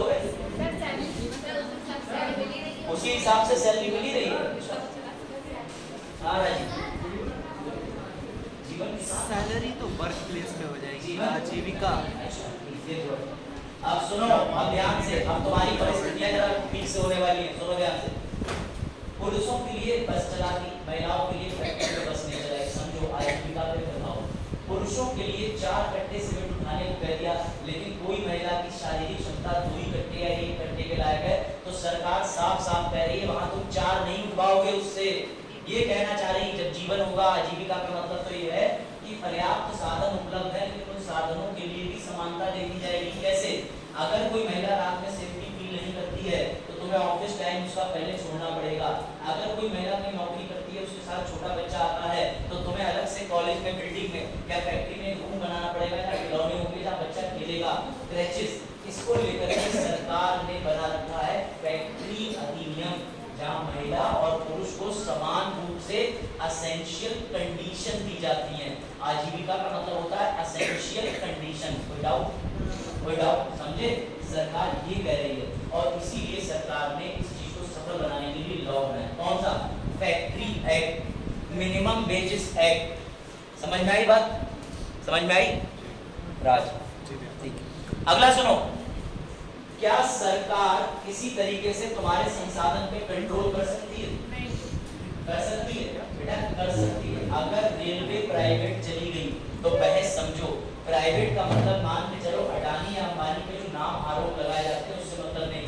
किसी बड़े व्यापारी की रेलवे चली गई तो तुम 35 रुपए में पीलीभीत से बरेली या गोरखपुर से जहाँ भी जा रहे हो 15 रुपए, तुम 100 रुपए में जाओ। इसीलिए समझो सरकार को बाबा साहेब आदेश दे के गए हैं कि जब भी तुम्हें महसूस हो कि लोगों की भलाई के लिए तुम्हें अपने हाथ में स्वामित्व रखना है, तुम रख सकते हो। अगर रेलवे सरकार के पास रहेगी तो सस्ती रहेगी, भले ही समय से नहीं आ रही, थोड़ी भीड़ डाल है, साफ सफाई नहीं, बात आई समझ में, लेकिन सरकारी चीज औरों से सस्ती होती है। गवर्नमेंट हॉस्पिटल और प्राइवेट हॉस्पिटल के पर्चे का अंतर पता है ना? सरकारी 1 रुपया और प्राइवेट 1000 रुपया भी हो चुका है। 200-300 रुपए वाला तो मोहल्ले वाला क्लिनिक वाला ले लेगा। गाँव में डेंगू हो गया, अरे एक मिनट डेंगू ना हो, बोतलें चढ़ेगी तुम्हारी, समझ गए? फिर तुम फोटो डालोगे इंस्टाग्राम स्टोरी, फिर रोते हुए इमोजी आएंगे, तुम्हें क्या हो गया? अभिषेक ने इतना पढ़ा दिया, डेंगू हो गया। ठीक है, मत पढ़ा करो इस आदमी से। अब समझो भैया। अगला सी, पहले में हमने कहा कि स्वामित्व, अगले में सुनो, ये लिखा है संसाधनों या साधनों का संकेंद्रण। बेटा इसे इंग्लिश में कहते हैं कंसंट्रेशन ऑफ वेल्थ। मैं दिखा दे रहा हूँ, ये लिखा है कंसंट्रेशन ऑफ वेल्थ। इसका मतलब समझो, सरकार कोई भी ऐसी चीज तुम्हारे से लेके अपने पास कंसंट्रेट नहीं कर सकती जो सिर्फ सरकार की हो जाए। एग्जांपल बताऊं, तुम्हारे खेतों को वो डायरेक्टली अपने पास चाहे तो विधि बना के ले सकती, लेकिन नहीं ले पा रही। क्यों नहीं ले सकती? तुम्हारे संसाधन और जीने का जरिया है ना तुम्हारे खेत, तो इसलिए सरकार को स्वामित्व का तो अधिकार दिया है, लेकिन सरकार लॉ बना के तुमसे वो चीजें नहीं छीन सकती जो चीजें ओरिजिनलिटी तुम्हारे लिए भी आवश्यक हो। बात आई समझ में? इस पे आप ज्यादा ध्यान मत दो, बस इतना समझो कि सरकार तुम्हें सुख सुविधाएं देगी, लेकिन सरकार सुख सुविधाएं छीनेगी नहीं। ठीक, ये चीज समझो। अभी और आएगा, इसके बाद एक आर्टिकल और है 41, उसमें कनेक्ट करोगे। उससे पहले ये समझो, कितने लोग ये जानते हैं कि महिला और पुरुषों को समान वेतन दिया जाता है? अगर नहीं जानते हो तो इसके लिए मिनिमम वेजेस एक्ट है, जहाँ महिला और पुरुष को समान तनख्वाह दी जाएगी।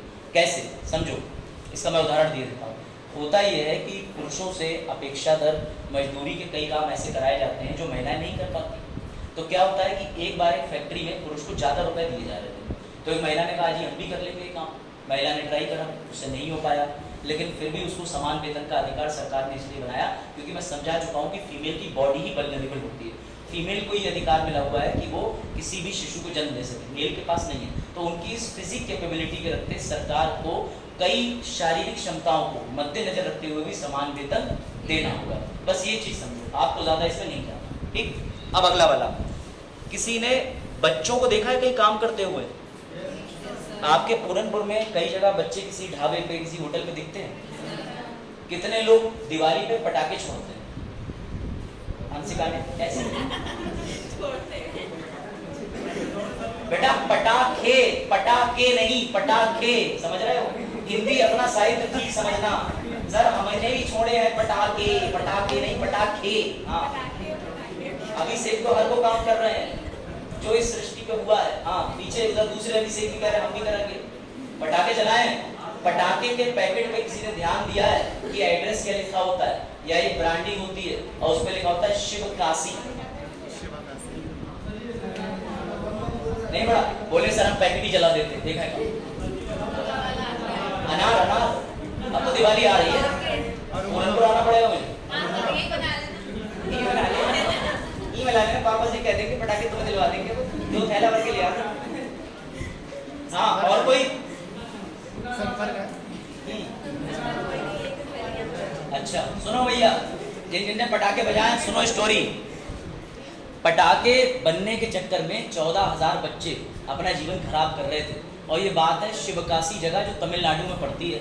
MC मेहता साहब को ये बात बड़ी बुरी लगी क्योंकि सरकार ने कोई लॉ बनाया नहीं था, बच्चे आराम से लेबरी कर रहे थे।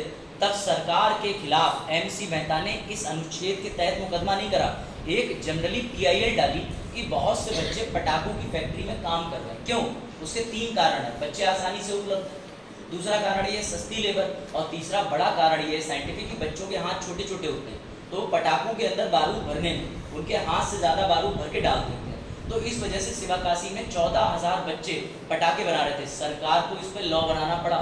इस अनुच्छेद का हवाला देते हुए सरकार को कोर्ट ने गाइडलाइन दी कि तुम इस पे अधिनियम बनाओ, हम तुम्हें सजा नहीं दे सकते, इस अनुच्छेद की अवहेलना के लिए चैलेंज नहीं कर रहे, लेकिन तुम्हें नियम बनाना पड़ेगा। तब से ये नियम हो चुका है कि कोई भी बच्चा 14 साल से नीचे का किसी हानिकारक और गैर हानिकारक में काम नहीं करेगा। लेकिन सर उसके पापा की खुद की पटाखे की फैक्ट्री हो तो तब भी नहीं करेगा क्योंकि वो हानिकारक है। बात आई समझ में? तो ये अनुच्छेद ने बच्चों की कोमल आयु, लिखा भी होगा इसमें, बच्चों की ये लिखा स्थितियों में सुविधाएं, युवावस्था में शोषण, और उससे पहले लिखा है कोमल उम्र का दुरुपयोग नहीं किया। लास्ट वाला बहुत इजी है, बच्चों के लिए पढ़ने का अधिकार दोगे समान रूप से, उनके लिए शिक्षा का डेवलपमेंट का जो भी जरिया निकलेगा, इसीलिए मुबारक को सरकार ने बनाया आंगनबाड़ी। आंगनबाड़ी की इस अनुच्छेद के तहत बनाया गया, उसके लिए शिक्षा का अधिकार अधिनियम है 2009, उसमें आंगनबाड़ी परिभाषित किया गया है। और आंगनबाड़ी इस वाले अनुच्छेद की पूर्ति करता है कि बच्चों को स्वस्थ तरीके और स्वतंत्रता सम्मान की स्थिति में विकसित होने के अवसर। चलो इसमें फिर से चलो 10 सेकंड में रिवाइज करा दो, भूल गए हो? नहीं भूले? पहला वाला आजीविका, सर फैक्ट्री के अंदर महिलाओं और पुरुषों के लिए समान परिस्थितियां। हमने देखा फैक्ट्री में कॉकरोच घूम रहे हैं, तो भैया वो कॉकरोच भगाओ वहां से। कई फैक्ट्रियां काली नीली पीली पड़ जाती हैं, उसमें पीने का पानी नहीं है, टैंकर नहीं है, वॉशरूम नहीं है, तो ये किसकी जिम्मेदारी है? ये जिम्मेदारी है फैक्ट्री मालिक की। लेकिन सरकार की जिम्मेदारी है कि जो फैक्ट्री उसके राज्य में है उसको वो बार बार बोले ऐसा करो ऐसा करो। तो सरकार ने ऐसा करने के लिए, इसको लागू करने के लिए एक अधिनियम ही बना दिया था, फैक्ट्री अधिनियम 1948। कोई डाउट? कोई डाउट? समझ गए बात को? और बेटा मुबारक हो, जब तुम यही फैक्ट्रियाँ चेक करने जाते हो तो PCS में एक पद है जिसे बोलते हैं डिप्टी कमिश्नर लेबर। और डिप्टी कमिश्नर लेबर का मतलब ये उद्योग वाला बोला जाता है, लेबर नहीं, डिप्टी कमिश्नर उद्योग वाला, इंडस्ट्री। उसका मतलब ये होता है कि PCS में एक पद है पूरा, इस 39 के तहत अगर आप PCS में रैंक लेके आते हो और आप करे हुए हो तो MSW या MA पॉलिटिकल साइंस या लॉ, तो आप बन सकते हो PCS अधिकारी के तौर पर डिप्टी कमिश्नर उद्योग। उसमें आपको जितनी फैक्ट्रियाँ हैं वहाँ जाके यही चेक करना होगा कि अमानवीय परिस्थितियाँ तो नहीं है। तो ऐसी PCS ने जो पोस्ट बनाई है ना, वो सारी की सारी पोस्ट कहीं ना कहीं फिट होती हैं हमारे संविधान के अंदर। समझे? कोई डाउट? चलो आगे बढ़ते हैं।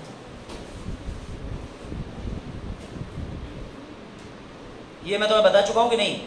ये मेरा गवर्नमेंट प्रोजेक्ट था, मैंने उत्तर प्रदेश गवर्नमेंट के लिए जुवेनाइल सेंटर्स पे काम किया था। खैर छोड़ो, वो एक अलग विषय। बता दिया।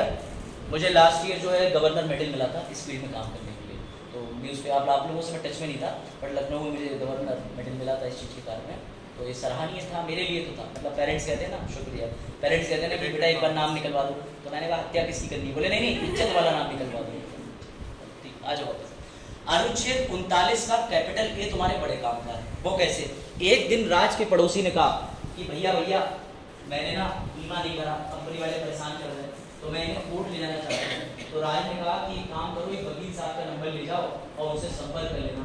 तो इन्होंने वकील साहब का नंबर दिया, वकील साहब ने मांगे 10,000 रुपये राय देने के, लेकिन वो आदमी इतना ज़्यादा गरीब था, उसके पास 10,000 रुपये नहीं थे। अब वो आदमी बीमा के बारे में राय तो चाह रहा था और वो उससे राय भी जरूरी थी, वरना जेल भी हो सकती थी। तो ऐसे में सरकार ने तुम्हारे लिए बना रखी है नालसा सेंटर, निःशुल्क विधिक सहायता केंद्र।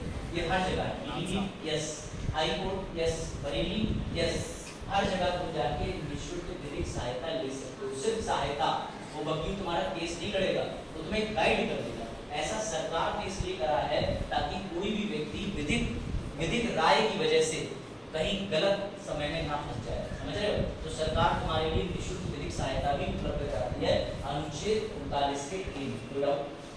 याद रखना, ये 39 का कैपिटल ये है, आजीविका वाला 39 का छोटा ए था। तो एसएससी वालों अगर 39 का छोटा ए बन के आएगा तो तुम्हें आजीविका वाले पे टिक मारना है, कि बड़ा ए बन के आएगा तो निःशुल्क विधिक सहायता पे टिक मारना है। समझ गए? बहुत तेज, आराम से थोड़ा अपने आप को कष्ट में डालो, पैर नीचे और ऐसे तल के बैठो। जब तक सुविधा हो तो नींद आएगी रहेगी, जैसे ट्रेन में आ जाती है नींद, रोडवेज में आ जाती है, सर पार्क में आ जाती है। नालसा समझे? नालसा क्या है? क्या है नालसा? कूपा मुकदमा में फंस गए, बस कहना फ्री विधिक सहायता ले लो नालसा से, लेकिन कूपा अमीर है तो नहीं मिलेगी, कूपा को दिखाना पड़ेगा गरीबी सर्टिफिकेट। समझे? अभी तुम इस सर्टिफिकेट के लिए कुछ नहीं चाहिए, आपकी इनकम सर्टिफिकेट, इनकम, ठीक है, आय सर्टिफिकेट, आय प्रमाण पत्र, बुआई प्रमाण पत्र। चलो भाई इंटरेस्टिंग पार्ट शुरू करते हैं। तुम लोग ऐसे बड़ा बोर हो रहे हो, मैं भी बोर हो रहा हूँ,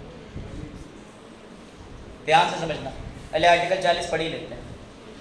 हिस्ट्री पढ़िए, हिस्ट्री वैदिक कालखंड पढ़ा है। एक होता है वैदिक काल और एक उत्तर वाला होता है, उससे पहले का होता है, जैसे प्री वैदिक। हाँ, पोस्ट वैदिक उत्तर हो गया और एक प्री वैदिक होता है। ठीक है, मेरा सवाल ये, सभा और समिति कितने लोगों ने सुना? सभा, समिति, ग्रामनी, हाँ, विस सुना है? सुना है ना बेटा? जो हमारे गांधी जी थे ना, गांधी जी, वो उनका एक नारा था, गांधी जी एक ही बात कहते थे, जिस दिन गांव-गांव तक एक एक व्यक्ति सशक्त हो गया, एम्पावर्ड, मैं उस दिन समझूंगा कि भारत विकसित हो गया। और गांधी जी भले ही ना संविधान सभा में थे, ना कॉन्स्टिट्यूशन के अंदर उनका कोई बहुत बड़ा इंपॉर्टेंस रहा, वो सिर्फ राजनीति से दूर हट के सबको गाइडेंस देते थे।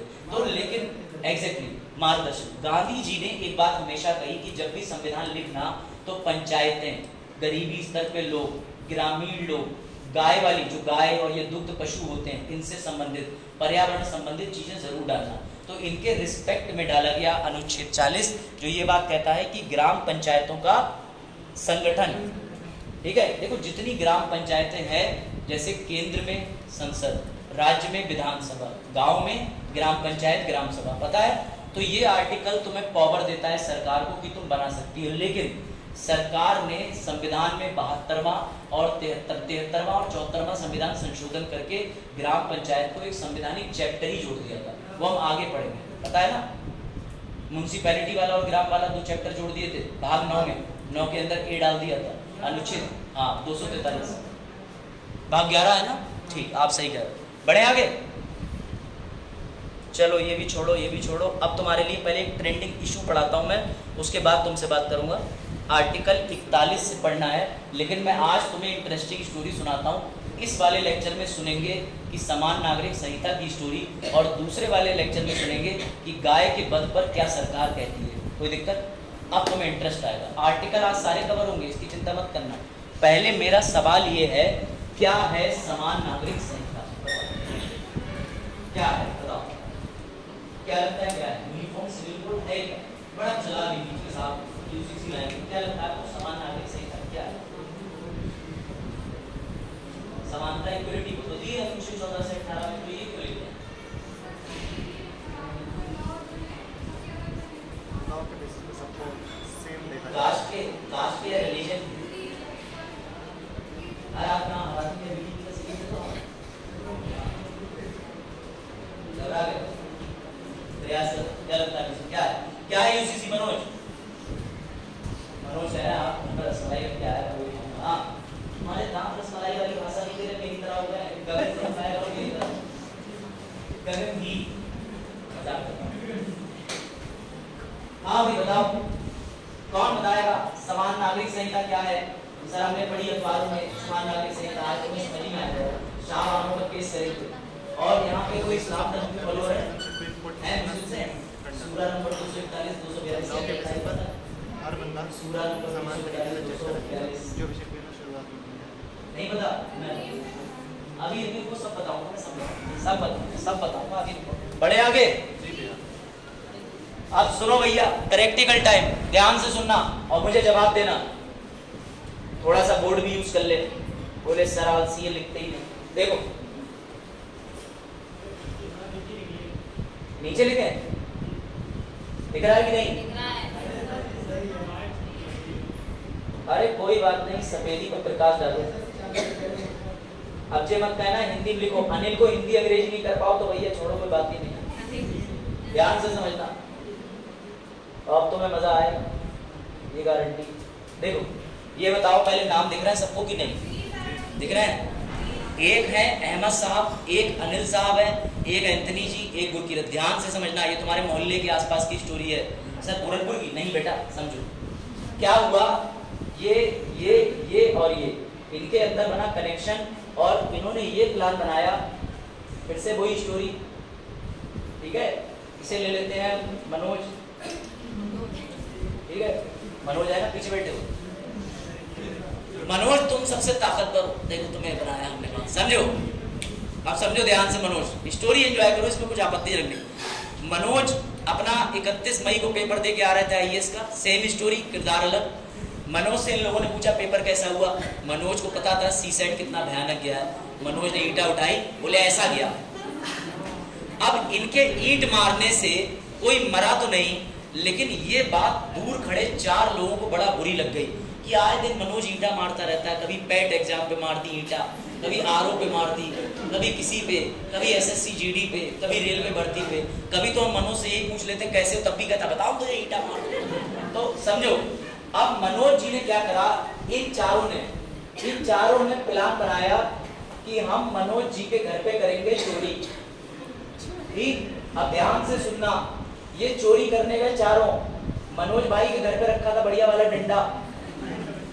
अब मनोज भाई भरे बैठे थे मनोज भाई ने इन चारों को इतना मारा डंडे से और मनोज भाई ने अगले दिन एफआईआर लिखवाई ठीक है चारों को ले गए रात में रस्सी से बांध दिया बढ़िया करके टाइट करके और सुबह पुलिस को फोन करा 112 नंबर तो पुलिस से ये बोले जल्दी आओ तो 2 घंटे में पुलिस आ गई थी ठीक है जल्दी आओ तो समझे लीजिए चलो पुलिस आई पुलिस टाइम से आई 2 घंटे में उसके बाद पुलिस ने जब इन चारों को पकड़ा मेरी बात समझना ध्यान से तब पुलिस बोली कि तुम चारों के चारों धारा 389 धारा 378 120 के तहत अपराधी माने जाते हो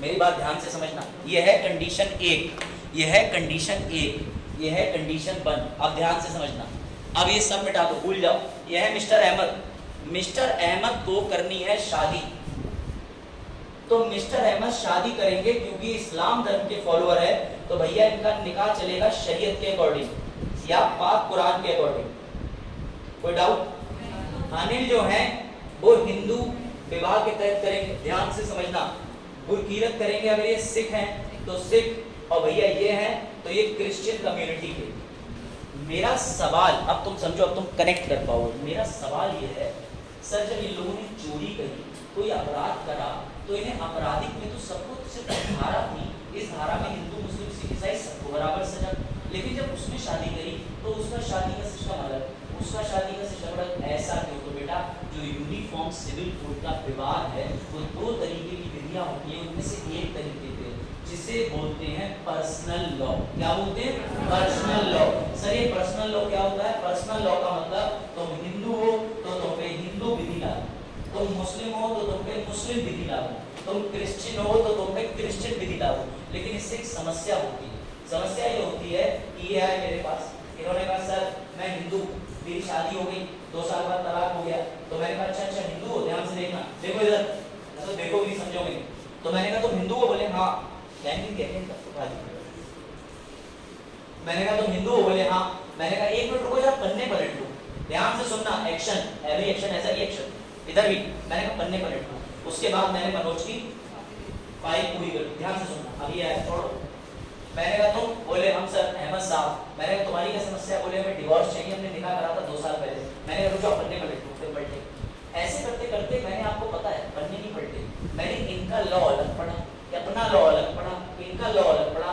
सिंपल सी बात है, न्यायालय के पास इतनी पेंडेंसी हो गई है, इतनी ज्यादा जटिलता हो गई है कि न्यायालय अब दूसरे मैटर पे मामला पलटती रहती है। और इससे बड़ा समस्या आती है सरकार को। क्यों? क्योंकि अगर एक जैसी विधि होगी तो उससे शादी कर दो, एक जैसी विधि होगी डिवोर्स दे दो। अब सवाल यहीं पे आ जाता है कि क्या हम किसी के धर्म में हस्तक्षेप कर सकते हैं कि नहीं? उसके लिए तो मैं स्टोरी सुनाता हूँ शाहबानो की, जिसमें तुम्हें गजब इंटरेस्ट आएगा। कोई डाउट? किसी को नींद आ रही? किसी को नींद तो नहीं आ रही? अब शाहबानो की कहानी सुनो, जिसमें तुम्हें दुख, तकलीफ, आंसू, इमोशन, प्यार सब मिलेगी। ठीक है करण? शाहबानो की स्टोरी इंपॉर्टेंट है, ये समझो। अरे एक जोक तो तुम्हें सुनाना ही भूल गया, सुनो मजा आएगा। जोक इंपॉर्टेंट है, कंसेप्ट तो हो ही जाएगा। 3 तरीके की विधि होती है, क्रिमिनल, अपराधी और सिविल को। जो जमीनी मामले होते हैं उन्हें प्यार से दीवानी कहते हैं। तो मैं बचपन में बड़ा शैतान था, जैसा हर बच्चा नहीं होता, ठीक है? तो मैं अपने पापा के साथ गया, मैंने कहा पापा ये क्या लिखा है? तो पापा बोले बेटा ये दीवानी लिखा हुआ है। मैंने कहा ये दीवानी का मतलब क्या होता है? अब पापा को खुद पता हो तो बताएं। बोले चल घर बाद में बताएंगे तुम्हें। मैंने अपने दोस्त से भी पूछा, अब वो लॉ का तो था नहीं, तो बोला ये वो वाले मैटर होते हैं, समझ जा। मैंने कहा कौन से मैटर होते हैं? बोले लड़का और लड़की वाले मैटर, रिलेशनशिप वाले। उसने मुझे इतना कंफ्यूज रखा कई साल की। जब मैंने खुद लॉ करा तो मुझे पता चला कि बेटा ये मुस्लिम टाइम के समय पे इसे दीवानगी लॉ कहते थे। मतलब 4 दीवारी बनाई जा सके जिस भूमि पे दीवार है, तो इस वजह से दीवानगी का मतलब होता है, या दीवानगी लॉ का मतलब होता है जमीन से संबंधित बात। अब तुम जाओ न्यायालय में या कहीं या कचहरी में, तो देखना वकील साहब के सामने लिखा हुआ फौजदारी दीवानी। तो इसका मतलब ये नहीं कि वो ख्वाजा की दीवानी है, इसका मतलब ये है कि भैया वो दीवानी संबंधित मामले देख रहे हैं। कहीं तो जाके उनसे कह दो अरे वाह आपको शायरी का शौक है, आप भी सुनते हो कव्वाली, ख्वाजा मेरे ख्वाजा दीवानी वाली बजाओ, तो भैया तुम्हारे खिलाफ वो अवमानना का नोटिस भेज दे, समझे? लेकिन जो पूरा का पूरा विवाद है, जो पूरा का पूरा विवाद है वो इस पे है, पर्सनल लॉस पे।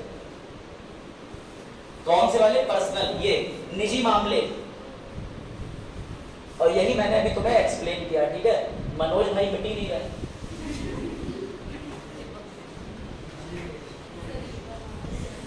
चलो शाहबानो की स्टोरी शुरू करने से पहले लास्ट जोक। और बरेली में ये हुआ कि वहां हमें परमानेंट मार्कर दिए गए कि बोतल के ऊपर नाम लिख दो। और वो बोतल जो थी वो इसलिए थी क्योंकि सभी टीचरों की कॉमन बोतल है वहां पे, ठीक है? तो परमानेंट मार्कर से तो मैंने बोर्ड पे लिख दिया और टेम्पररी वाले से इस पे लिख दिया। अब मैं बच्चों को समझा रहा हूँ और मैंने लिख दिया ऐसे करके, ये ऐसे करके अपने साइन मार। अब थोड़ी देर बाद मैं ऐसे करूँ, अब वो मिटे ही ना, अब वो मिटे ही ना। भैया कोई बात नहीं, लड़कों ने अपनी ये क्या कहते हैं रुमाल गीला कर करके सब डटे पड़े हैं, लड़कियां अलग फूक फूक के मिटा रही हैं। तो थोड़ी देर बाद भाई पेट्रोल मंगाया गया तो उससे थोड़ा बहुत साफ हुआ, समझे? वो कितना हो चुका है या हो चुका है? दिन कौन सा था वो? परसों की बात है।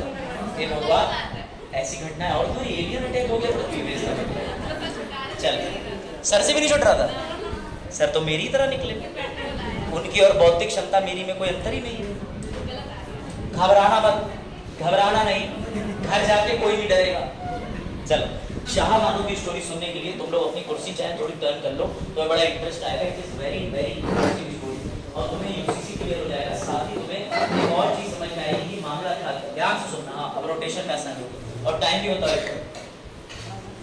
टाइमिंग 15 अरे तो स्टोरी हो जाएगी, सुनो 3 स्टोरी हो जाएगी, मजा आ जाएगा। हुआ ये कि मध्य प्रदेश की घटना है। मध्य प्रदेश में जगह है इंदौर और इंदौर के अंदर 2 लोग रहते थे, पति पत्नी, जिसमें से हस्बैंड का नाम था मोहम्मद अहमद और उनकी वाइफ शाहबानो। अब आपको ये पता है, यहाँ पे कोई किसी के धर्म पे कमेंट मत मानना। आपको ये पता है कि इस्लाम धर्म में 4 मैरिजेस अलाउड है, ठीक है? 4 वाइफ्स अलाउड है। तो हुआ ये कि अहमद साहब ने अपनी दूसरी शादी करी क्योंकि उनका पर्सनल लॉ अलाउ करता था, ठीक है राज। लेकिन समस्या ये हो गई कि उन्होंने अपनी पहली बीवी शाहबानो जिनकी उम्र 70 साल थी उन्हें छोड़ दिया। अब जब शाहबानो को छोड़ दिया तो मुस्लिम शादी में एक मसौदा होता है, एक शर्त होती है जिसे कहते हैं इद्दत। इद्दत का मतलब ये होता है कि जब भी कोई मुस्लिम अपनी वाइफ को डिवोर्स देगा तो उसे 3 महीने तक इद्दत पूरी करनी पड़ेगी। इद्दत तब करी जाती है ताकि कोई भी जो वाइफ है अगर डिवोर्स दिया और वो प्रेग्नेंट है तो 3 महीने में क्लियर हो जाए। बात समझो, अगर किसी का हस्बैंड मर जाता है तो 4 महीने 10 दिन का इद्दत होता है। ये इद्दत उस महिला को पूरा करना होता है, नियम है। इद्दत माने टाइम पीरियड, समय 3 महीने का जो एक महिला को पूरा करना पड़ता है जब वो डिवोर्स दे देगा। क्लियर? इसमें आपको डीप नहीं जाना, बस समझो तो मैं समझा रहा हूँ, इसलिए मैंने कहा धर्म पे नो कमेंट। समझो, इद्दत का टाइम पीरियड डिवोर्स होने पे, डेथ होने पे पूरा करना पड़ता है। दूसरा एक और कंसेप्ट है महर का। महर मुअज्जल, महर मुअज्जल। तो महर जो दी जाती है, महर तय करी जाती है शादी पे। मुस्लिम पे जो निकाह नामा होता है उसमें शर्तें लिखी जाती हैं कि आप ये और तब काजी साहब कबूल है जो तुम्हें पिक्चरों में दिखता है उससे अलग भिन्न होता है, पिक्चर वाला नहीं होता है, उससे ड्रामेटिक होता है। उसके बाद उन्होंने भैया कबूलनामा कराया, सब हो गया, हस्बैंड और वाइफ बन गए। अब सुनो ध्यान से, जब उन्होंने शाहबानो को छोड़ा तो ये 70 वर्ष की थी, ना ये पढ़ी लिखी थी, ना ये बहुत ज्यादा शिक्षित थी, और अब इनकी आयु भी 70 वर्ष है। तो उन्होंने 3 महीने जो कि इद्दत का समय था उस समय तो इन्हें महर दे दी और इनका भरण पोषण भी करा। लेकिन 3 महीने के बाद शाहबानो सड़कों पे आ गए, ये बड़ा परेशान। तो ये लेडी वकील के पास थी, तब वकील ने इनसे कहा कि मैडम क्या हो गया, तो इन्होंने पूरी स्टोरी सुनाई। अब ध्यान से सुनना। तब उस वकील ने कहा कि कानून में एक धारा है, उस धारा का नाम है 125। किसी ने सुनी? भगवान ना करे सुनो। अगर कोई भी अपनी वाइफ से डिवोर्स ले लेता है तो बीवी जब तक दूसरी शादी नहीं करती तब तक तुम्हें भरण पोषण देना होगा, और उसी को नहीं बच्चों को भी देना होगा। और अगर तुम्हारे बूढ़े माँ बाप भी हैं तो तुम्हें उनका भी भरण पोषण करना पड़ेगा। ये कानूनी धारा है जो शरीयत की नहीं है, जो संविधान की नहीं है, अलग से इंडिया में लॉ बना हुआ है। बात समझना। उससे पहले हाँ, तो आज तो कहीं देता है इस पे जो बात आप कर रहे हो बस अभी स्टोरी सुनो, एक भी बिल्कुल मिस मत करना है। फिर इसको बात करेंगे जो सवाल ब्रेक होगा। शाहबानो की जब शादी टूटी, शाहबानो 70 साल की थी और शाहबानो ने वकील के जरिए 125 धारा में अपना केस डाला। लेकिन विवाद आ गया, बस 10 मिनट के वाला लेक्चर पूरा कर ले। उसके बाद जैसे ही शाहबानो का केस पहुंचा तो अहमद साहब और शाहबानो दोनों लोग न्यायालय पहुंचे। तो न्यायालय के जज ने क्या करा, उन्होंने कहा ठीक है शाहबानो का अपना पर्सनल लॉ होगा, मोहम्मद अहमद का अपना पर्सनल लॉ होगा, लेकिन धारा 125 कहती है कि मुआवजा तो दिया जाएगा, वो भी भरण पोषण तब तक दिया जाएगा जब तक बीवी शादी ना कर ले। तो उन्होंने 60 रुपए मुआवजा कर दिया। 1984 60 रुपए बहुत थे, लेकिन 60 रुपए के मुआवजा से सहमत नहीं थी शाहबानो, और उनके पति मोहम्मद अहमद खुद इंदौर के जाने माने लॉयर थे। उन्होंने मामला तुरंत ही जबलपुर की हाई कोर्ट में चैलेंज कर दिया, मध्य प्रदेश का हाई कोर्ट जबलपुर में। जैसे ही मामला जबलपुर में गया तो जबलपुर के हाई कोर्ट के जज ने भी कह दिया कि हाँ तुम ठीक कह रहे हो, 125 जब ये बात कह रहा है तो फिर क्या दिक्कत है। उन्होंने 60 रुपए का मुआवजा बढ़ा के भरण पोषण वाला कर दिया 130 रुपए। अब मोहम्मद अहमद को और बुरा लगे। मोहम्मद अहमद बोले यार ये कोर्ट से तो मुझे राहत ही नहीं मिली, मेरे वकील होने का फायदा क्या।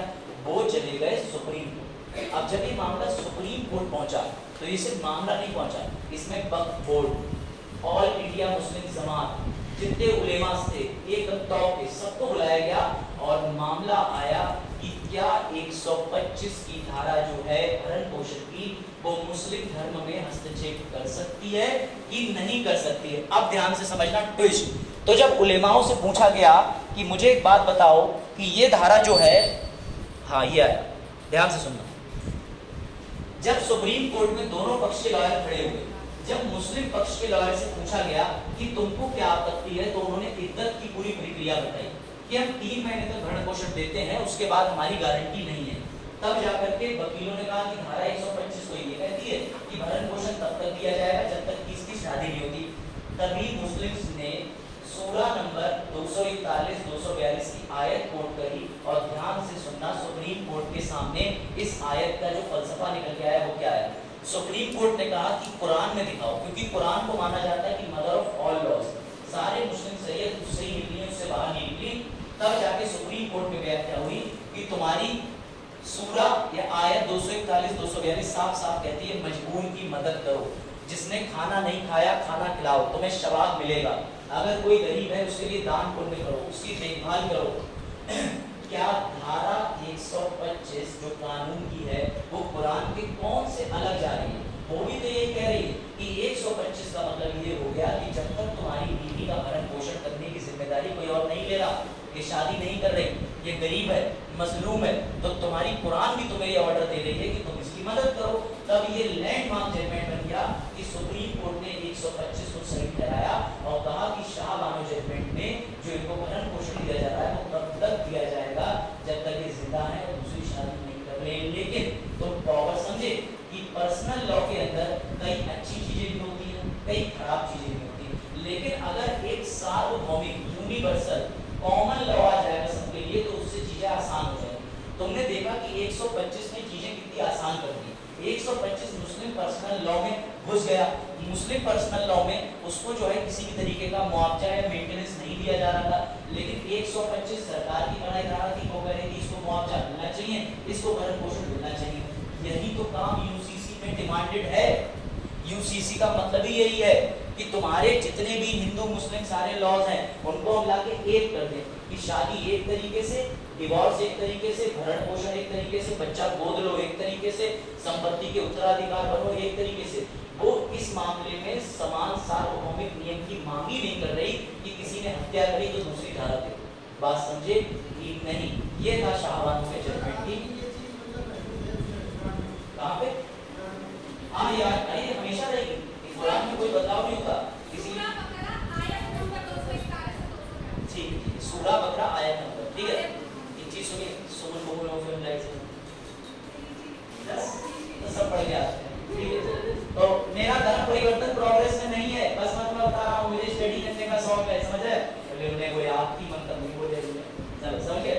तो मैं मुस्लिम लॉ लॉयर्स जो होते हैं उनके पास विभिन्न लॉ की जानकारी होती है, तो हमने ये लॉ का स्टडी करी। लेकिन तुम्हें इससे एक चीज समझ में आई होगी कि सरकार कॉमन लॉ बनाना चाहती है, समझो। एक लास्ट चीज और बड़ा इंटरेस्टिंग, सौरा भास्कर को कितने लोग जानते हैं? सौरा भास्कर, सौरा भास्कर जल्दी बताओ। सौरा भास्कर, सौरा भास्कर नहीं बता? सौरा भास्कर जो शाहीन बाग प्रोटेस्ट में भी गई थी, अभी जिन्होंने हाल ही में शादी करी एक्ट्रेस है, सौरा भास्कर का नाम नहीं पता? नहीं पता? सौरा भास्कर एक हिंदू थी। अब सुनो ध्यान से, अगर कोई हिंदू मुस्लिम से शादी कर ले और अगर कोई मुस्लिम हिंदू से शादी कर ले तो क्या नियम है, ये हम क्लास के बाद डिस्कस करेंगे, बड़ा इंटरेस्ट आएगा। तब तक गूगल करना बंद कर दीजिए। इसका नाम लेने वाला